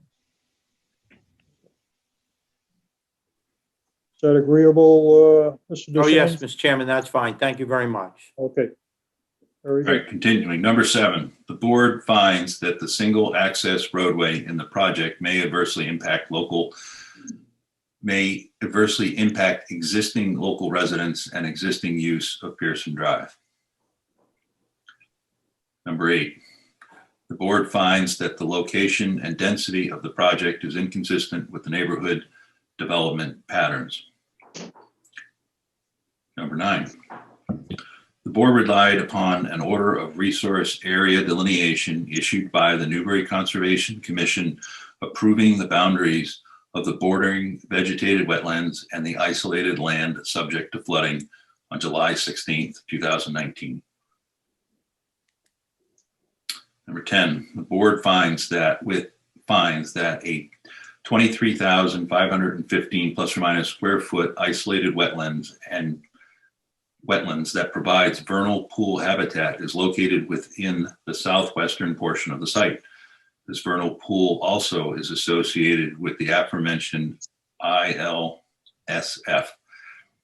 Because the area is only protectable under the Massachusetts Wetland Protection Act as ILSF, no regulatory buffer zone occurs to protect the wetland or vernal pool. Therefore, despite evidence of breeding activity by the vernal pool species, the Natural Heritage and Endangered Species Program, NHESP, declined to certify this as a vernal pool. To the board's knowledge, to date, no additional information has been submitted to the NHESP to reverse their decision. While this project may impact species using the vernal pool and further impact or reduce breeding activity within the pool, its protection lies beyond the board's jurisdiction. Number 11, the board finds that NHESP certified vernal pool CVP number 7914 partially extends onto the northern portion of the site. The board also finds that 100-foot Title V setback from CVP number 7914 extends onto the northern portion of the site. Number 12, the board finds that the site and the adjacent 1.28 plus or minus acre parcel that 55 Pearson Drive collectively contains 2,036 plus or minus square feet of historic wetlands fill that the applicant voluntarily agreed to mitigate as part of the Village at Cricket Lane project.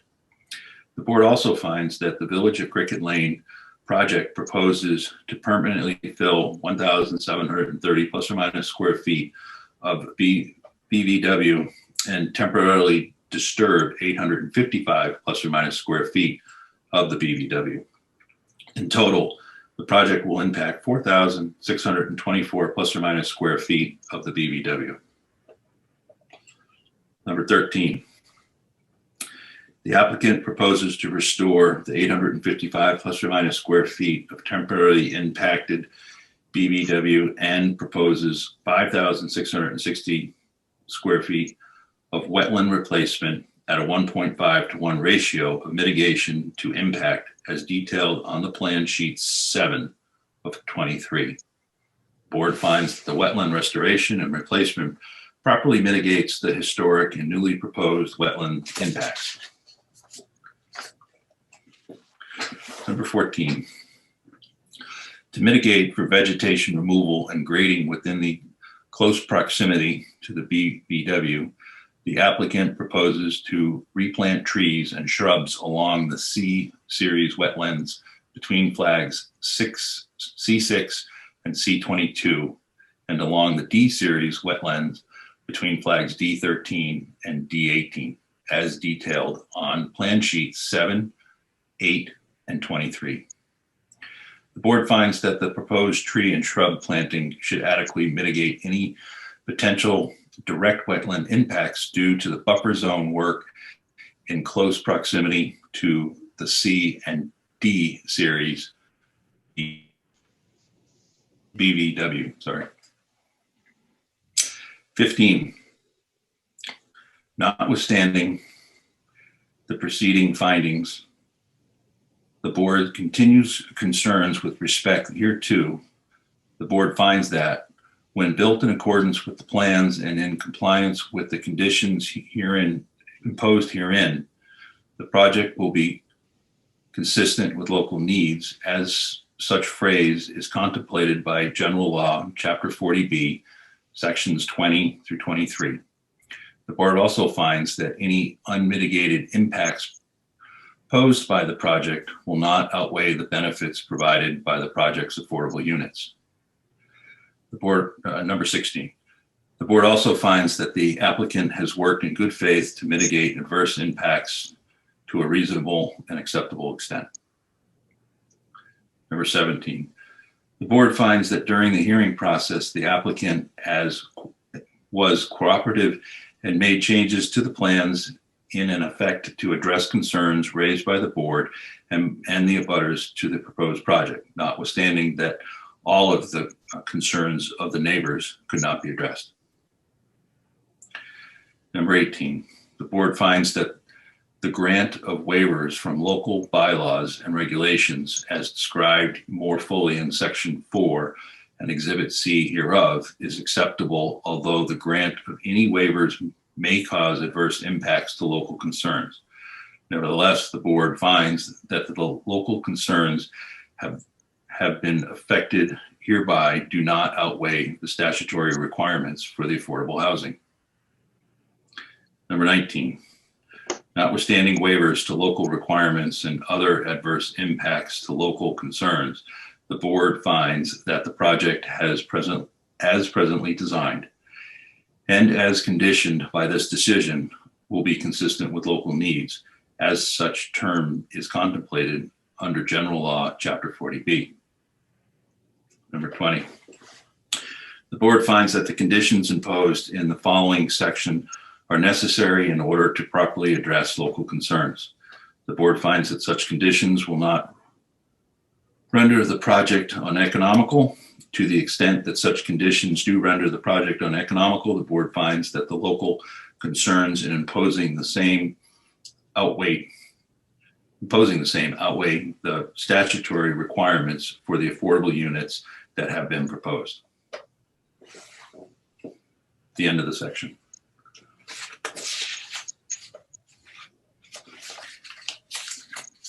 I have no comments on those. All right, Section 4, decisions and conditions. Upon motion duly second, the board voted, should it vote, members Tracer, Spahn, Cornavale to grant the comprehensive permit to the applicant for the proposed project, subject to the following conditions. Number 1, except as otherwise required by the conditions imposed by this comprehensive permit or by the final site plan as defined below, the project shall be developed, constructed, and completed in conformance with the plans as revised during the public hearing. Number 2, the project may have no more than 24 total single-family homes as shown on the plans. 3, no building permit may be issued unless and until the applicant provides the board with evidence of a final approval from Mass Housing under 760 CMR 56.04, Part 7. Number 4, the final approval from Mass Housing shall also include approval for the development and the construction of residential units referenced above. Number 5, final fully designed site plans, titled the final site plans, shall be submitted to the board. The board's designated engineer, the Newbury DPW director, and the building commissioner to the building commissioner no less than 45 days prior to the application for building permits for the commencement of construction of the project. The final site plan shall be of a quality and level of detail sufficient to allow the DPW, building commissioner, and the board's engineers to review the final site plan for consistency with the plans, the terms of this comprehensive permit, legal requirements, and industry standards. No construction shall commence and no building permit shall be issued under this comprehensive permit until the board's engineers has approved the final site plan as being in conformance with this decision.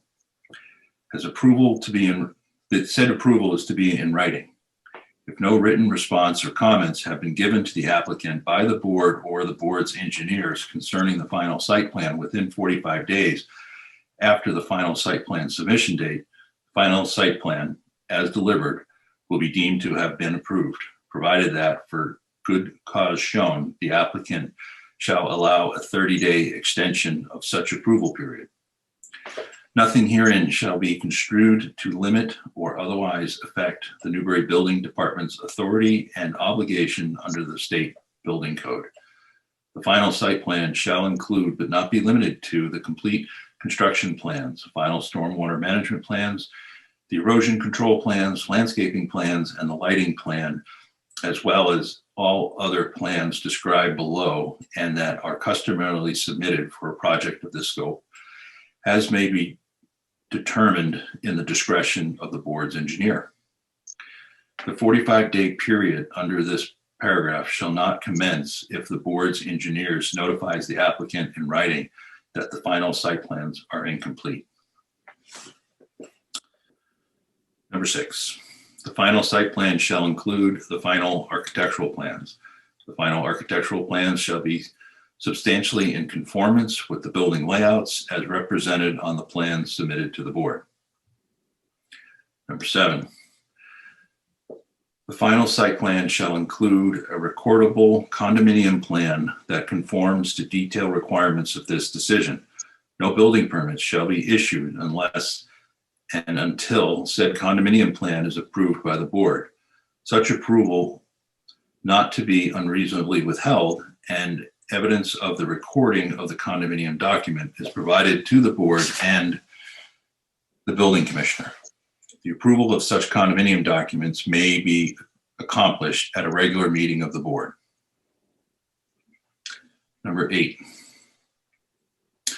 the final site plan shall include construction mitigation plan that will address all aspects of the construction mitigation, including but not limited to 1, blasting, 2, provisions that meet the prior approval of the Newbury Fire Department and Newbury Police Department for traffic flow and emergency vehicle ingress, egress along any partially constructed driveways within the project. 3, stockpiling of materials. 4, trucking routes that meet the prior approval of the Newbury Police Department. 5, a concise construction mitigation and sequencing plan. 6, erosion control plan. The construction mitigation plan shall address cutting and clearing. The applicant shall, to the extent feasible, maintain as many mature trees as possible. That's number 8. Would it be possible to add that trees to be removed shall be tagged before removal and reviewed by the board? This town has a history of tree clearing gone awry. I'm fine with that. Mr. DeShanes? Yes, Mr. Chairman, that's fine. Thank you. Number 9, the final site plan shall include a narrative of the construction sequence for the project. Such narrative shall include any phasing of the project. The board or the board's engineers may impose reasonable amendments to such narrative to address public safety issues. The applicant shall strictly adhere to the phasing plan submitted to the board. Essential infrastructure for the entire project shall be completed within 3 years of the date that the construction is commenced, provided that, for good cause shown, the applicant may seek reasonable extensions of 1 year, which the board may review and approve administratively without the need for a public hearing.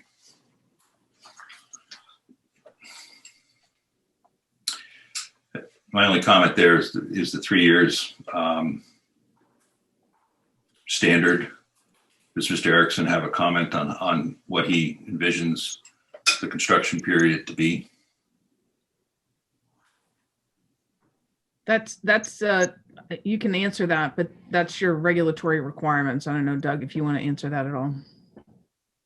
Well, I agree with counsel that that is a standard provision, but I can also speak that it's certainly not Mr. Erickson's intention to take longer than that. Okay.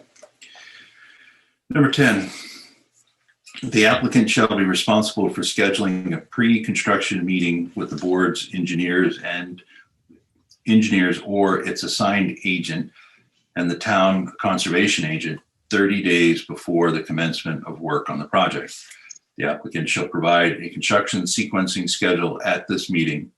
During the construction of the project's infrastructure, the applicant shall be responsible for the scheduling of a meeting with the board's engineers or its assigned agent at least once every 3 months to discuss progress of the construction. The applicant's failure to schedule and attend such a meeting may be the grounds for a stop work order. The applicant shall be responsible to pay for the inspection on and ongoing peer review inspections by the board's engineers and board's wetlands consultants, who may, at his discretion and that of the boards, undertake more frequent inspections. Number 11, the final landscape plan shall include landscaping for all roadway right-of-way areas along with a representative planting list for each lot. Said plan shall be provided to the board for approval prior to the issuance of the first certificate of occupancy. All plantings shall be guaranteed by the applicant for at least 1 year. Number 12, the applicant shall install and maintain all fencing shown on the plans as revised and shall not allow it to fall into or remain in disrepair. The applicant shall install markers in the field to show the limit of work prior to undertaking any work or excavation or any other activities prior to construction. The applicant shall not clear any land beyond that shown on the plans as revised without prior written approval from the board. Number 13. As-built plans for the foundations of the homes shall be submitted to the board's engineer and the town building commissioner prior to the issuance of an occupancy permit.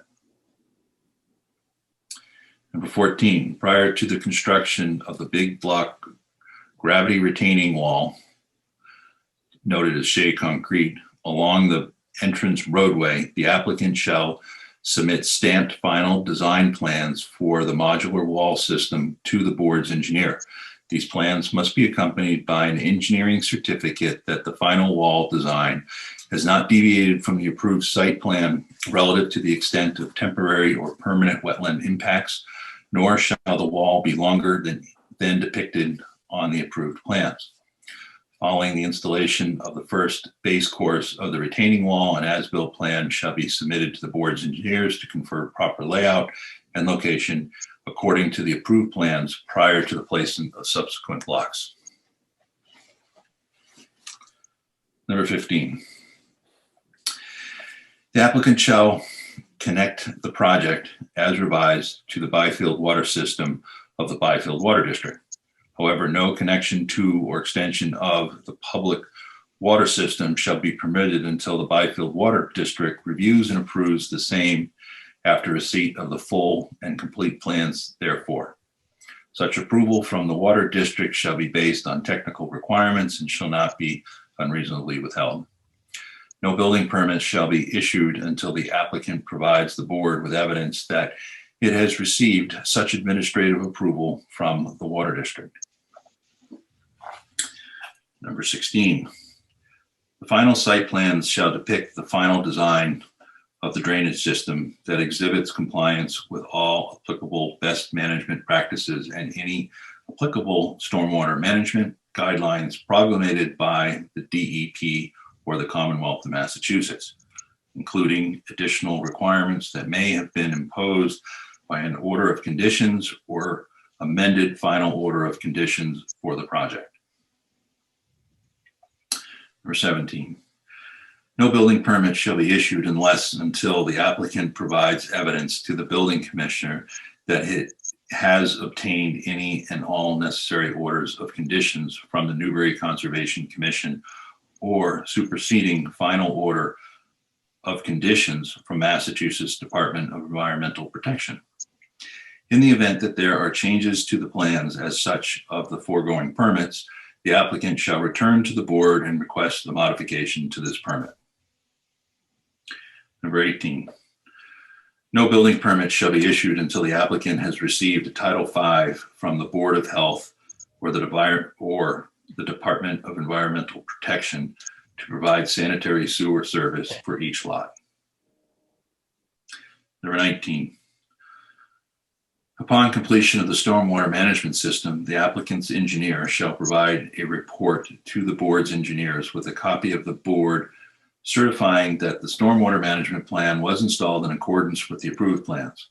Such report shall include a certification that the excavation of the proposed infiltration systems were inspected prior to backfilling.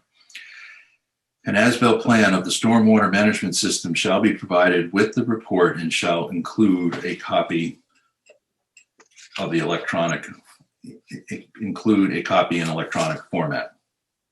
Eric, would you like to take a break and let Mario do some reading? Yeah, I think I might faint. I keep going. Okay. It just one on that number 19.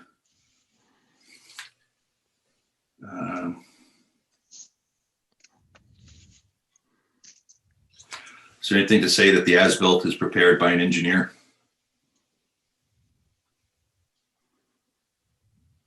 I think that it's assumed, but I don't have a problem adding that, just to be clear. You know, yeah, I'd like to be clear as to who's preparing that drawing for us. No problem. Thank you. Number 20, Mario. Creation of the wetland replacement area must be performed and completed at the same time as the wetland filling. Under no circumstances shall any portion of the roadway be paved or substantially constructed prior to completion of the wetland replacement area and restoration of temporarily altered areas for retaining wall constructions, including all plantings. Applicant needs/wants to discuss this process and timing. Okay, so 21, prior to commencement to work within the BVD and work for wetland replacement, wetland restoration, and buffer zone planning, the applicant shall submit a detailed work plan to the board. The work plan shall include a timeline, soil preparation amendments, professional qualifications for the company who will carry out the plan, and the wetland scientist who will oversee the work, watering, and other care to be provided before planting, and other information relevant to assure proper creation, planting, and monitoring of these areas. 22, BVW replication/restoration and buffer zone planting shall be performed as detailed on plan sheets 7, 8, and 23 and described in the material referenced in the document section of this decision. This work must be overseen and performed under the direct supervision of wetland scientists, approved by the board with a minimum of 5 years direct experience in overseeing and inspecting such work activities.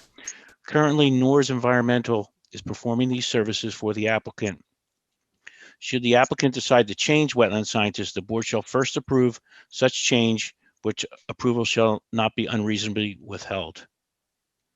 Number 23, following the completion of the BVW replication restoration and buffer zone planting, spring and fall monitoring reports shall be prepared and submitted to the board and the Conservation Commission for 2 full growing seasons to document soils, hydrology, plant species composition, invasive species removal, success rate, and any necessary corrective measures to ensure success of each area.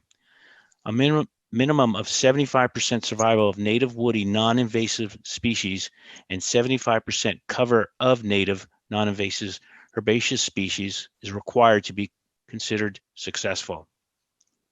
Mr. Chairman, while we're on the discussion of the replication areas, as was noted, I do have a comment with respect to paragraph 20, which requires that under no circumstances shall any portion of the roadway be paved or substantially constructed prior to completion of the wetland replacement areas and the restoration of temporarily altered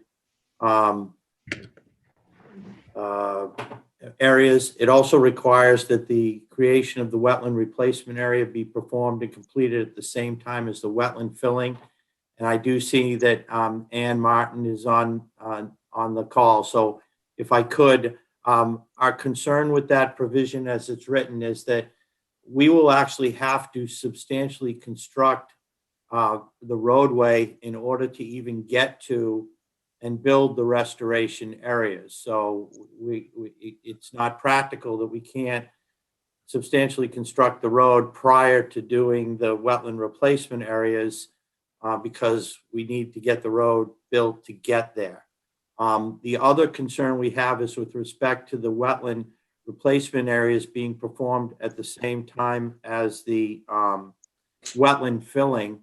I understand that it's not the best practices to actually be doing them simultaneously because you want to be sure that you don't get invasive species contamination in doing that. So I understand from our wetland scientists, and again, perhaps Ann could comment, that it's not in the best interest to do those at the same time. The last thing I want to say is with respect to the wetland fillings are typically done at in the drier time of the year, so that it's less impactful.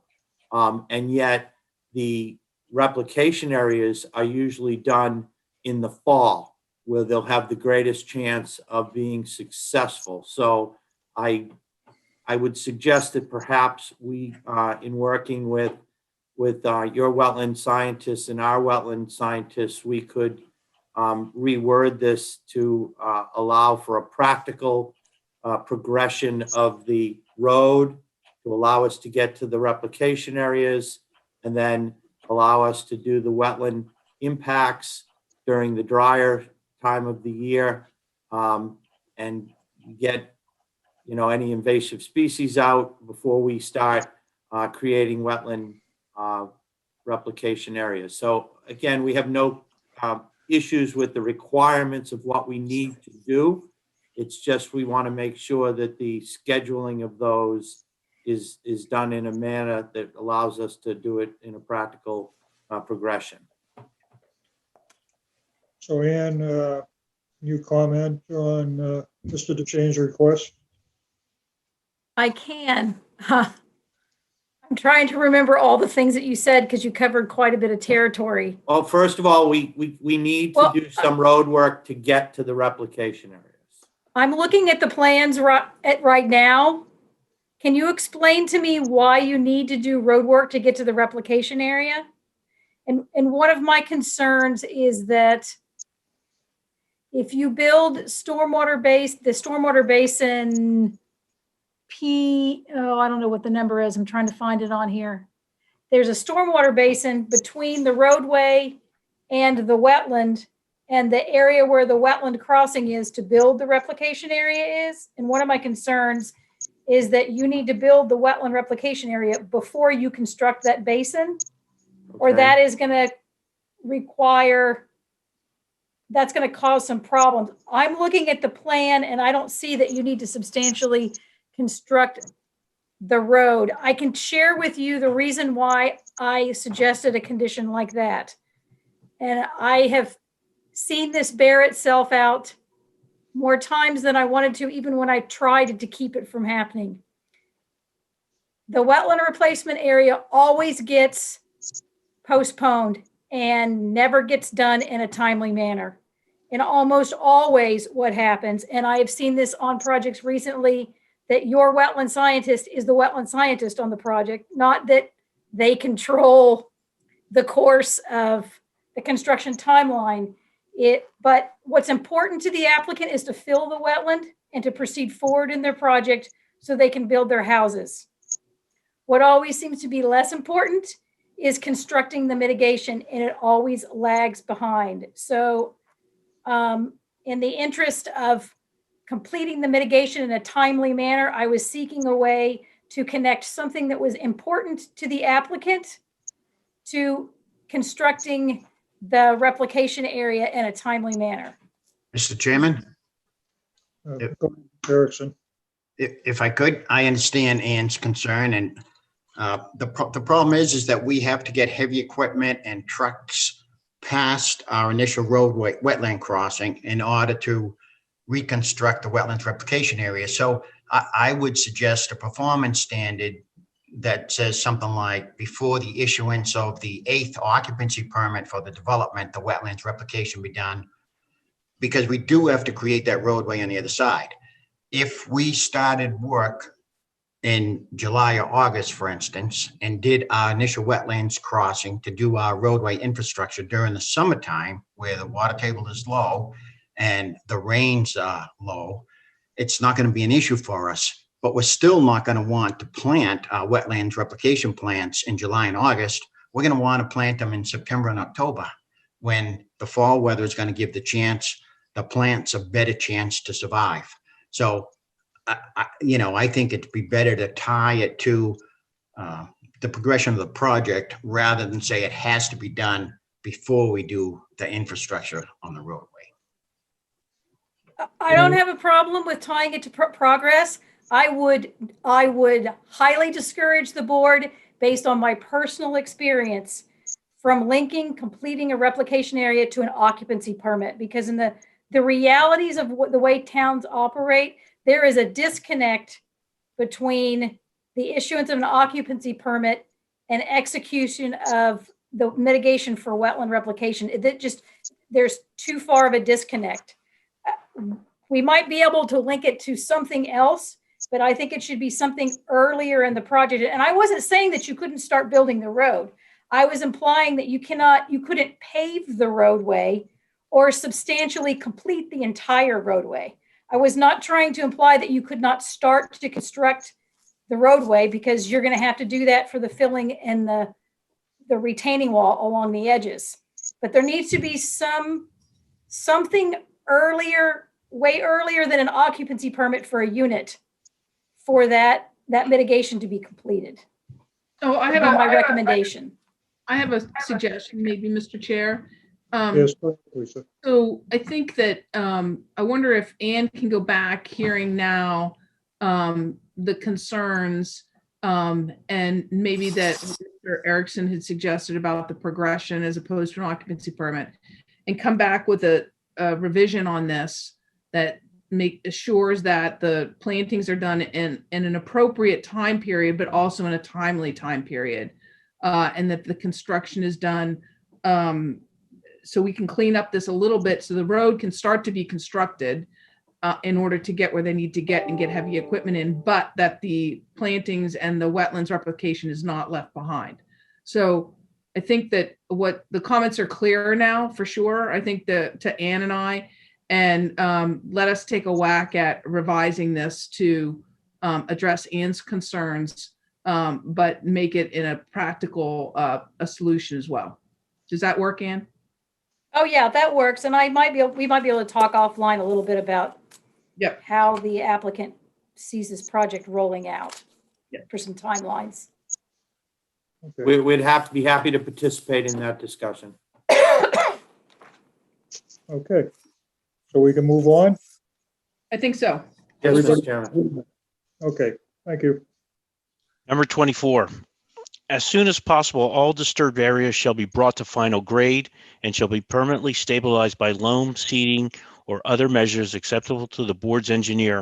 Where necessary, the loam and seeding shall be held in place with jute netting, bare ground, and disturbed areas that cannot be permanently revegetated within 30 days after disturbance shall be temporarily stabilized by a method approved by the board's engineer. Temporary stabilization methods may include, but not limited to, hydro-seeding, straw, mats, jute netting, sod, or other methods approved by the board's engineer. 25, the primary and reserve septic system soil absorption area must be constructed no closer than 102 linear feet from the CVP number 7914 as depicted on the approval plan sheets 11, 15, and 18. 26, prior to backfilling the septic system trenches, a stamped and signed as-built plan must be provided to the board to confirm compliance with the septic system setback requirements from CVP number 7914. Number 27, the applicant proposes to establish a condominium association to maintain and repair all common areas, project roadway, and associated infrastructures, including stormwater management systems and septic system. Such documentation shall set forth the obligations of the condominium association for the operation and maintenance of all such common areas and improvements. Prior to the issuance of any occupancy permits, the applicant shall provide documents establishing such condominium association to the board for approval as to form and for verification that such documents are in conformance with this decision. The condominium association shall adopt rules and regulations, and copies shall be provided to the board. The condominium association document shall attach this decision and shall incorporate such decision by reference and shall prohibit any modification of the documents related to the requirements hereunder and the affordable housing restrictions related hereto. If, after 30 days, the applicant has received no response from the board or its attorney, the documents shall be deemed approved. Number 28, the applicant's marketing package and/or reservation or similar documents must include a notice that the property abuts the Martin Burns Wildlife Management Area, which includes shooting ranges. 29, with respect to each of the applicant's requests for waivers from local bylaws and regulation, the board hereby decides as follows. A, the board approves all the waivers to the requirements in the local bylaws and regulation only to the extent necessary in order to build the project that is shown on the plans and approval final site plans and as listed on exhibit attached hereto. B, no waivers are granted from requirements that are beyond the purview of General Law 40B 20-23. C, no waivers are granted from permit or inspection fees.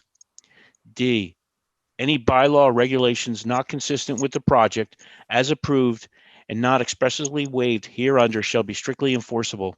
Any subsequent revisions to the plan, including but not limited to revisions that are apparent in the final site plan that require additional or more expansive waivers of any local bylaws or regulations, must be approved by the board in accordance with 760 CMR 56.0511. To the extent any such requested waivers are consistent in all material respects with the plans approved by this decision, such approval by the board shall be deemed to be insubstantially changed under 76 CMR 56.0511B. Number 30, the applicant shall obtain approval by Mass Housing or DHCD of an affirmative fair housing marketing plan prior to the sale of any units and shall ensure that the project complies with fair housing requirements.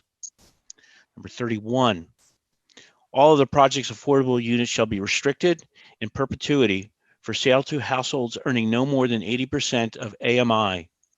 All affordable restrictions shall expressly survive foreclosure.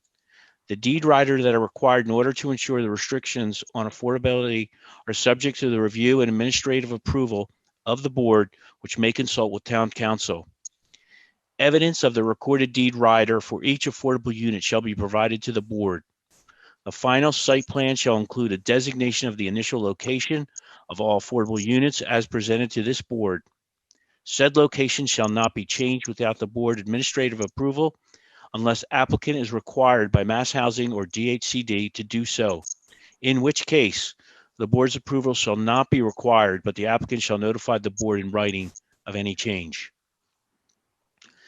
Number 32, the maximum number of affordable preference units allowed by law and the applicable subsidy program shall be reserved for a local preference favoring present residents of Newbury, the parents or local guardians of children attending Newbury Public Schools, employees of the town of Newbury, and teachers employed by the school district serving the town of Newbury.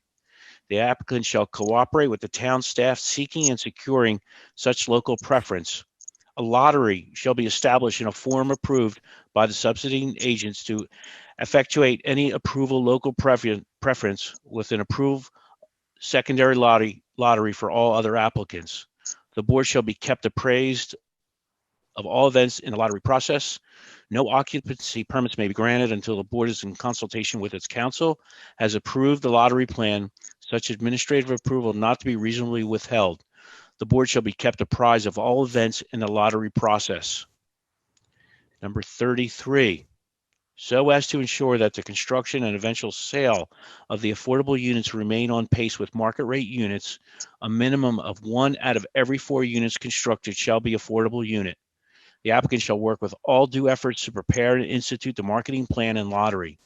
In no event shall the last 4 market rates units be sold or an occupancy permit issued. Therefore, if the occupancy permits for the affordable units have not yet been issued and the lottery held.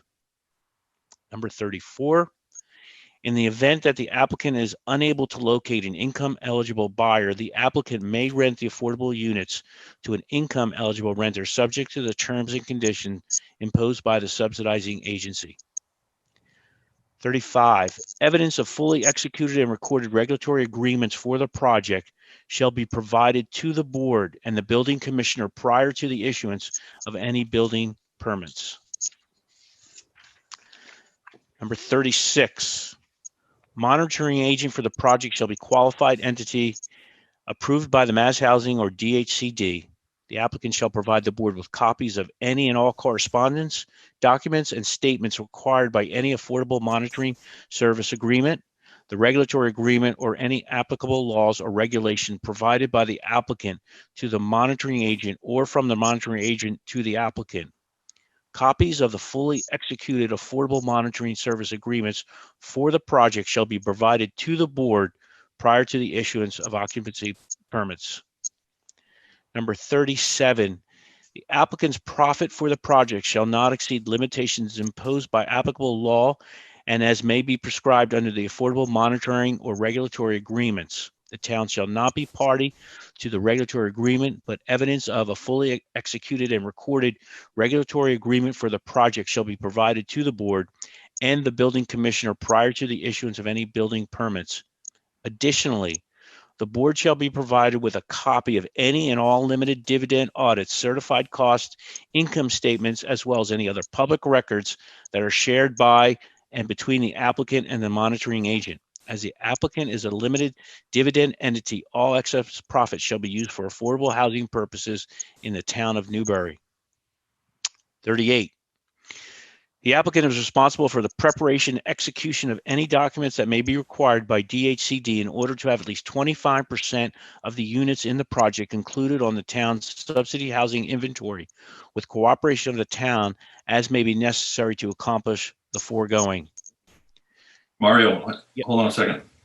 Going back to 37, if I could just ask Mr. Erickson if he's ever exceeded the profit limit on any of his past developments?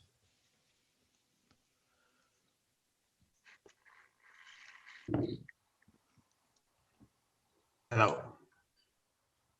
Okay. Hold on one second.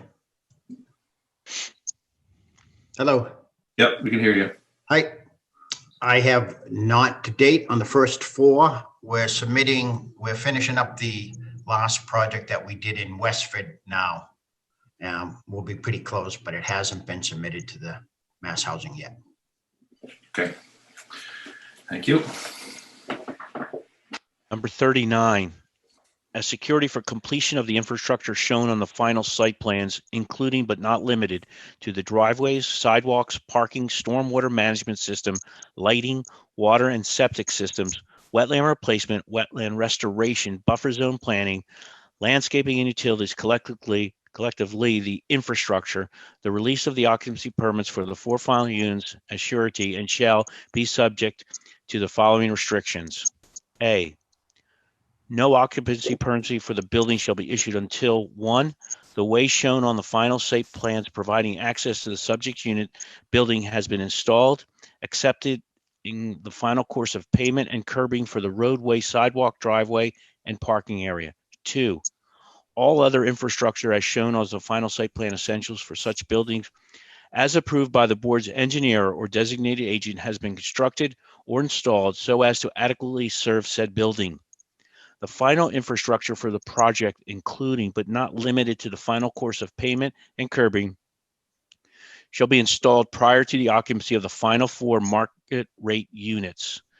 The final infrastructure shall include, but not be limited to, immediate and final course of pavement, curbing, remaining landscape, and any punch list items identified by the board's engineer. Alternatively, if the petitioner desires to obtain such final occupancy permits before completion of said final infrastructure, it shall deposit monetary security within the town securing the installation and construction of such final infrastructure. The amount of such security and any necessary contingency shall be determined by the board, acting upon the advice its consulting engineer in the form of the security agreement binding such security shall be subject to the review of town council. B, upon completion of all such infrastructure for the applicable buildings as described above, the board's engineer shall inform Newbury's building commissioner accordingly, who may then release occupancy permits. No occupancy permit shall be issued without such authorization from the board's engineer, and such authorization shall be ineffective unless it is in writing. And C, notwithstanding the procedures of this paragraph, the board may institute an enforcement action in order to compel the completion of any infrastructure not completed by the applicant. 40, during construction, the petitioner shall maintain all feasible and reasonable means of dust control, shall collect all debris on a daily basis in accordance with the best management practices. No construction, deliveries, or any other activities may occur on Sundays or on New Year's Day, Memorial Day, July 4th, Labor Day, Thanksgiving, Christmas Eve, or Christmas Day. No construction may begin before 7 a.m. or continue past 6 p.m. unless approved in advance in writing by the board. Deliveries may be made after 7 a.m. until 6 p.m., provided, however, the access to the site by excavators, skidders, bulldozers, or other heavy equipment, tractor trailers, flatbeds, or any other oversized trucks and/or construction vehicles hauling earth-moving equipment, trusses, modular wall panels, and other building materials that require either wide load vehicles and are scheduled to be delivered within or by a convoy may occur between 8 a.m. and 6 p.m. Notwithstanding the foregoing, interior construction that doesn't generate excessive noise may occur on weekday evenings until 7 p.m. Trucks and other equipment may not idle or warm up until 7 a.m. on approved construction days. The petitioner shall cause Pearson Drive to be free and clear of mud, dirt, sand, and gravel, and other materials during construction. The petitioner shall install an apron at the entrance to clean and wash vehicles leaving the site. The petitioner shall cause Pearson Drive to be swept routinely to keep it free of debris as noted above. 41. Snow and ice removal shall be responsibility of the applicant. Snow and ice removal shall be undertaken as soon as practicable after snowfall and shall not impede or obstruct the parking areas and driveways so as not to impede or obstruct the hydrants. Snow shall be deposited and stored in the areas designated on the plan as revised. Mario? Yep. Yes. So is there any, can we add a sentence that no snow from the site shall be deposited on Pearson Drive? Thing.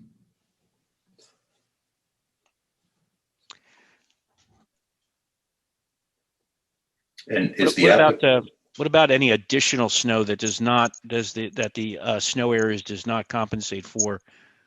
Does it need to be hauled out?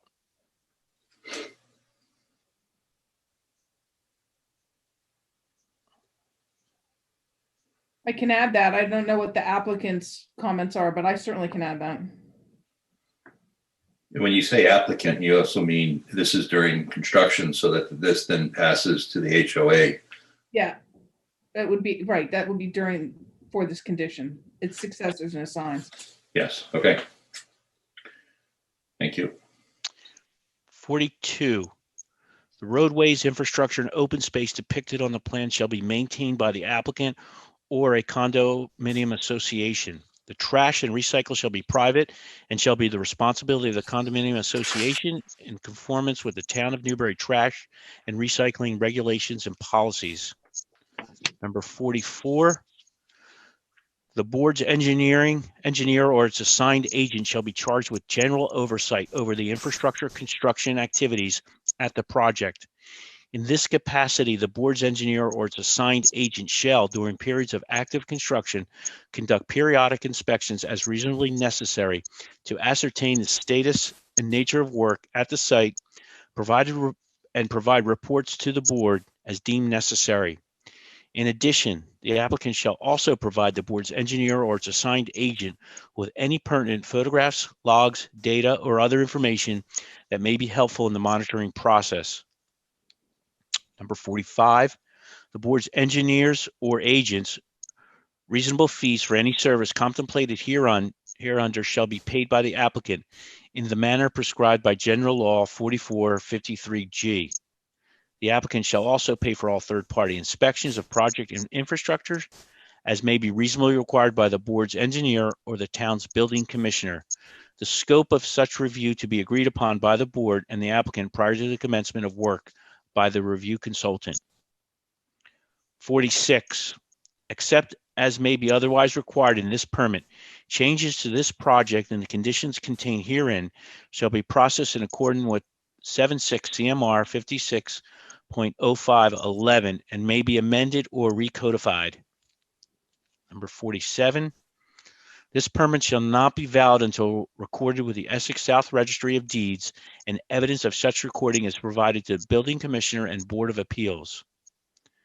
Number 48, this permit shall run with the land and be binding on the applicant and any of its assignees or successors in interest at the property or with respect to the project. Any transfer of this permit prior to substantial completion of the project or phase thereof shall be subject to 760 CMR 56.0512B. 49, no occupancy permits may be granted until any and all deeds, restriction, easements, and any or other instruments relating to the restrictions of the open space on the plans are reviewed and approved by town's council. Such approval will not be unreasonably withheld. Number 50, this permit shall run with the land and be binding on the applicant and any of its assignees or successors in interest at the property or with respect to the project. Any transfer of this permit prior to substantial completion of the project or phase thereof shall be subject to written confirmation from the subsidizing agency and otherwise subject to 760 CMR 56.0512B. In addition, any sale, transfer, or assignment of this permit and any sale more than 50% of the assets or interest in the applicant prior to completion of construction shall require the board's administrative approval. Such approval not be unreasonably withheld. The applicant shall provide 30-day in advance written notice to the board of any such request, and if the board does not act on such request within 30 days, such request shall be deemed approved. 51. The permit shall expire if construction is not commenced within 3 years from the date it is filed by the board with the town clerk, as provided in 760 CMR 56.0513C. For purpose of this paragraph only, commencement of construction is defined as the construction of the building foundation. The applicant may apply to the board for extension of this comprehensive permit in accordance with 760 CMR 56.0512C. 52, any findings by any court or competent jurisdiction that any condition hereof is unenforceable shall not otherwise affect the enforceability of the remainder of this of the conditions hereof. And last, 53, appeals of this permit shall be made pursuant to General Law 40B. Newbury Zoning Board of Appeals, signatures, chairman, and date. Thank you for the reading. So we don't really only have the one issue about the wetlands that needs to be discussed, other than revisions that Lisa noted that she was going to make. Is that correct? That's the notes that I have, Mr. Chair. Yep. Okay. So where do we go from here? You'll do that and we'll meet again next month to finalize what we're doing? Yeah, so I can do a red line and get it out in advance to everybody. Ian and I will get together in short order. And then that would be the goal, is to have everybody have it reviewed in advance so the board can make a determination at the next meeting. Okay, sounds good. So Martha or Kathy, when would the next meeting be scheduled? Would be the third week of March, correct? That would be March 18th. March 18th. Okay. Mr. Chairman, one comment before we get to the next date. Yep. If in rereading this again, somehow we find a typo or have a question or have a proposed addition, is there a means, Lisa, Mr. DeShane, that we could? So Yeah, the board could, and in fact, so what I'll try to do is get a red line out earlier. The board can send to me directly, not to anybody else on the board, but could send to me directly any corrections, changes, additions that they want to have included. And then when I have a final compilation, which it would be at least a week before the meeting, I would send that all out to the board all at one time and make it public at that same time. Thank you. I don't have a comment. I was just looking for the due process. That would be the process. Mr. Chairman, could I ask a question as well regarding process? Go ahead. Council, are we at a position where the board could close the public hearing? I understand that the board would still have an additional 40 days to provide a decision. Well, my recommendation typically, Mr. Chair, through you to council, is that the board not close the public hearing until they're ready to vote the decision, which I would think would be next week. So, excuse me, next month. So that would be my recommendation. Okay. Thank you. And therefore, we'd request, Mr. DeShane, since you brought it up, thank you, to continue this matter at least till the deadline, at least till March 25th, which is a week after. That would give us ample time to do what we need to do. We will do that, Council. Thank you. Okay, so we're going to meet on the 18th to review what you submit, and then what is the 21st or whatever date you just mentioned? If the board comes to a conclusion that night, that gives us time to finalize it, for the board to sign it electronically, and then to get it placed with the town clerk without any isures. Okay. We could, if we needed more time after that, we can talk about that, but that's why I asked for 7 more days. Okay, I understand.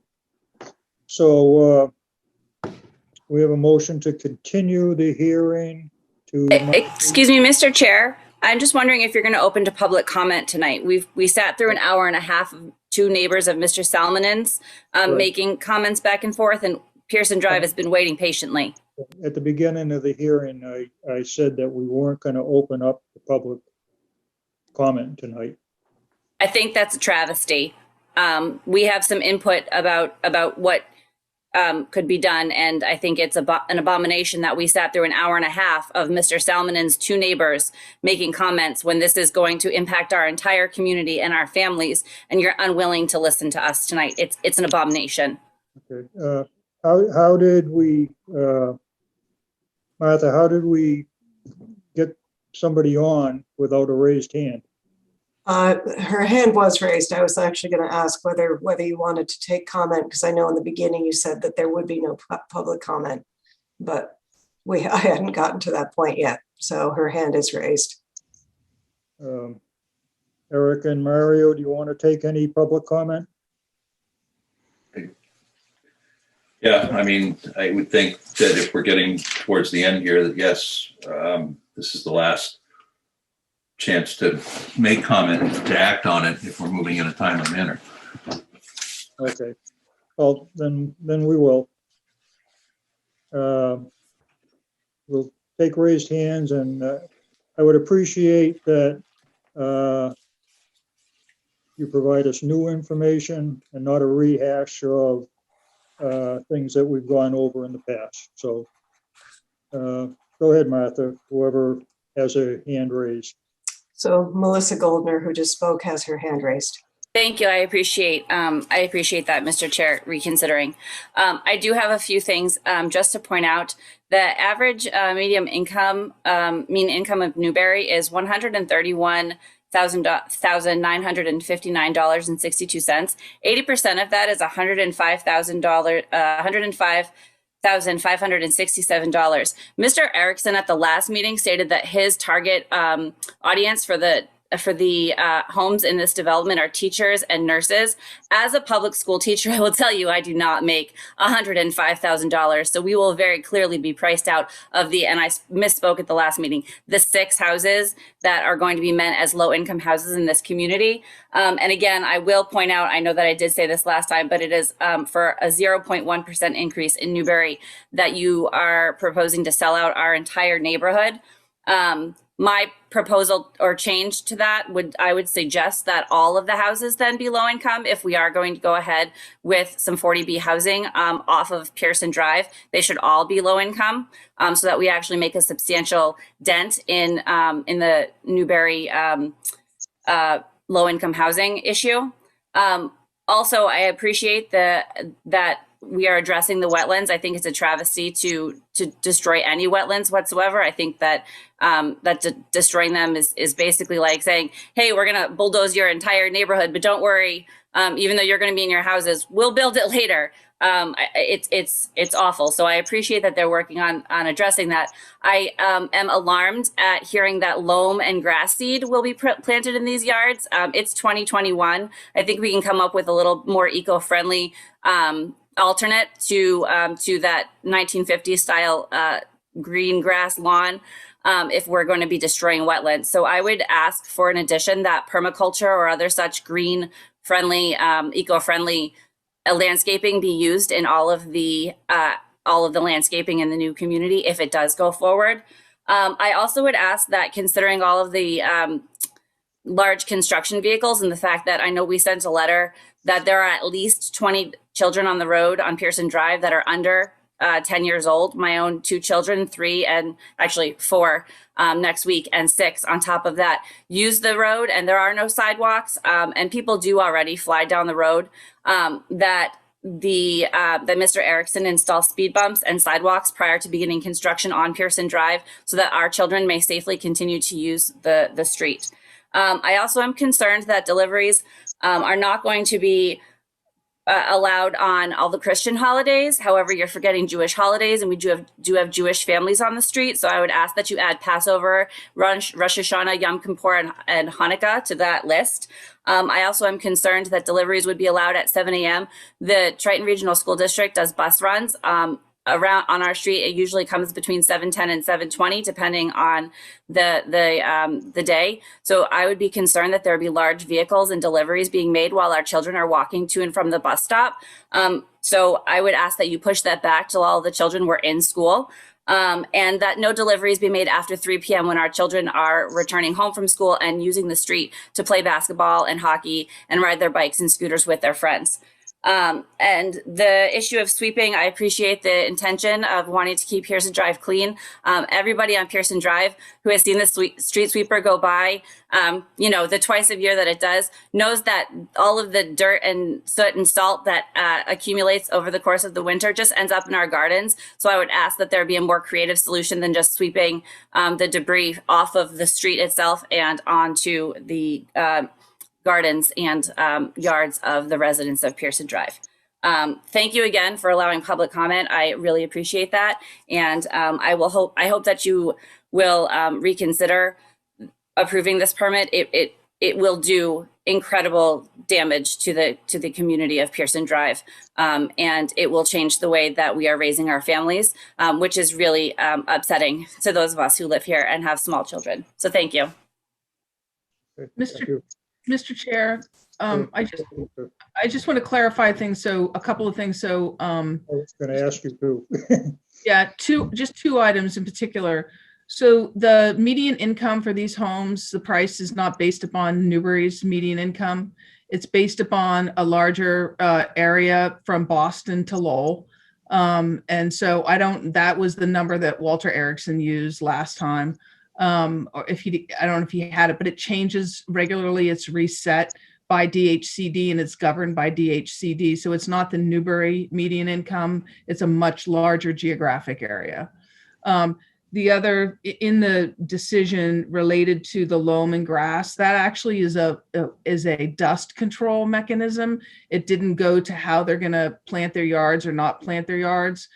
During construction, when you're doing excavation and you have open piles of dirt, you want to keep the dust and loam down. And so there are various ways to do that. And the list that we included, which will be up to the town's peer review engineer to choose what method is used, is a method to keep dust under control during the project. So those are the various options that are listed. It has nothing to do with the plantings of the landscaping. Okay, maybe Lisa, you could explain your comments about all the houses should be affordable housing and that the town of Newbury has no say in the ratios. Right. The ratio is set by chapter 40B, the 25%.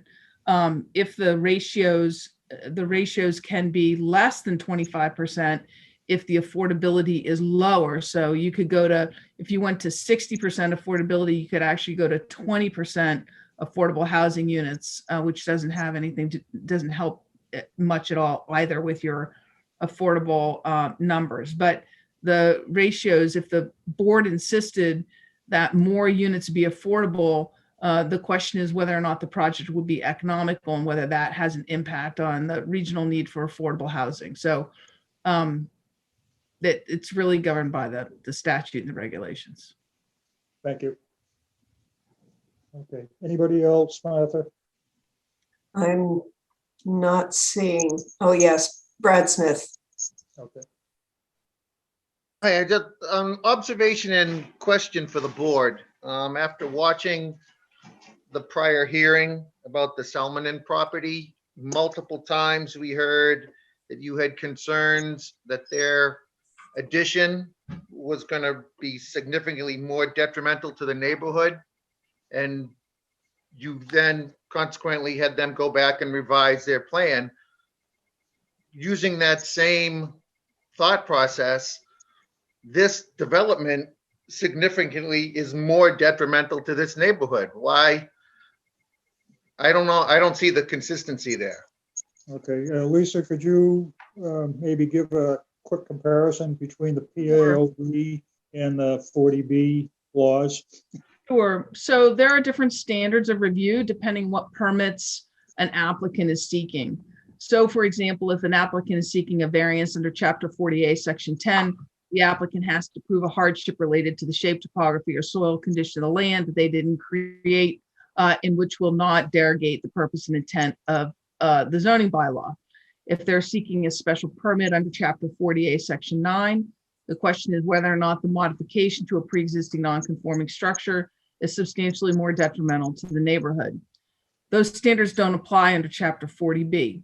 Under Chapter 40B, there's a presumption that you don't meet the needs for affordable housing in your community if you don't have 10%. If you don't have 10%, the standard becomes as follows. Does the project and the need for the waivers imperil public safety? Does it remove critically needed open space? And does it endanger the environment? Those standards are very, very high. And there have been few cases in the Commonwealth of Massachusetts since 1967 that have met those standards. So it's a much different standard. It's not a standard of substantially more detrimental. Thank you. Okay, Martha? I don't, I'm not seeing anybody else. I'm just going to scan. I don't see anybody. All right, thank you. All right, so we'll go back to making a motion to continue the hearing until March 18th At 7:30? at 7:30.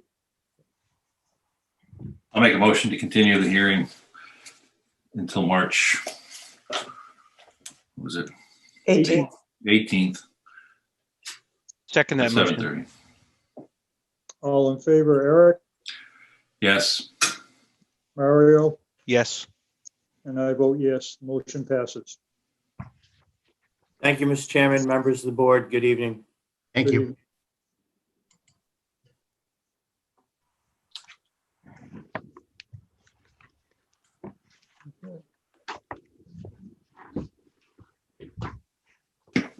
Lisa, you still with us? Yeah. Okay, so reviewing the decision, there's a lot of approvals that the board needs to give as the project goes on. Where does that communication come from and who handles that? Are you asking me like an administrative question? Certainly not a Yeah, substantive question. nothing about the project. So who handles all those approvals? Yeah, you know, they Right. say the board does, but how does it get to us, or do we Yeah, it's actually approve it? Right, so if the board were decide, if this permit were issued, Right. the board, a decision, somebody, let's say it's a document that has to be reviewed. It's going to go to the building commissioner, to myself, and then it'll come to the board. So it will all follow that process. The peer review engineer will have to make a report to the board, or I will have to make a report to the board, or the applicant will have to make a report to the board. Okay, so that would be during a monthly hearing? Nope, Or- you won't, in the beginning, it'll just come into your regular hearing if that's what's necessary. Okay. And there'll be gaps that you won't need to have things in front of you, but there will be work that you will have to do over the project timeline. Nobody told us that. Right. And so I just reading, you know, will we be hiring an engineer that the applicant will be paying for to oversee this correct. project? Okay. That's correct. If the project is approved by the board, that's exactly what happens. This is a hypothetical, not specifically Right. you know, anything with this one. Yep. And the monitoring agent, that has more to do with the affordability. That's right. That'll be reported to you too, but that's approved by DHCD. Right, okay. Okay. All right, thank you. You're welcome. Just one quick question. What about the comments made by the public? Any thoughts on discussing those at the next meeting? We can't talk about them anymore because you've already continued the meeting. If Right, you want okay. to talk about the public comments, we'll have to do it at the next meeting. Okay. So, you know, you can bring up anything that needs to be. And we can discuss it at that time. Will do. Yeah, you always got to remember that we can't talk after the hearing's done, Mario. Okay? Yep. And one matter of business that received a certified mail on Seacoast K9 versus the Newbury Zoning Board of Appeals. Yes. So would you send us direction if any of what we do, or just sit tight? Sure. You're going to sit tight. We have a planned meeting with the Board of Selectmen who will go into executive session and decide, you know, the Board of Selectmen are the ones that allow us to defend an action, right? Mhm. So we have to go in and meet with them to get their authorization to defend the decision of the board. And then I'm sure we'll come meet with you as well, but we need to go there first. Okay. Brian and I have some ideas that we want to run by them and you. Okay, just want to make sure we're all on the same page. We got it. Got it. Sit tight. All right. Thanks. I like that. Thank you, Lisa. You're Alrighty. welcome. Take care. Good night, everybody. Good night. Thanks. Good night, everyone. Good night. Thanks, Kathy. Thank you. And thank you, Martha. I don't know if you got a thanks in there. You're welcome. Thank you. Yeah.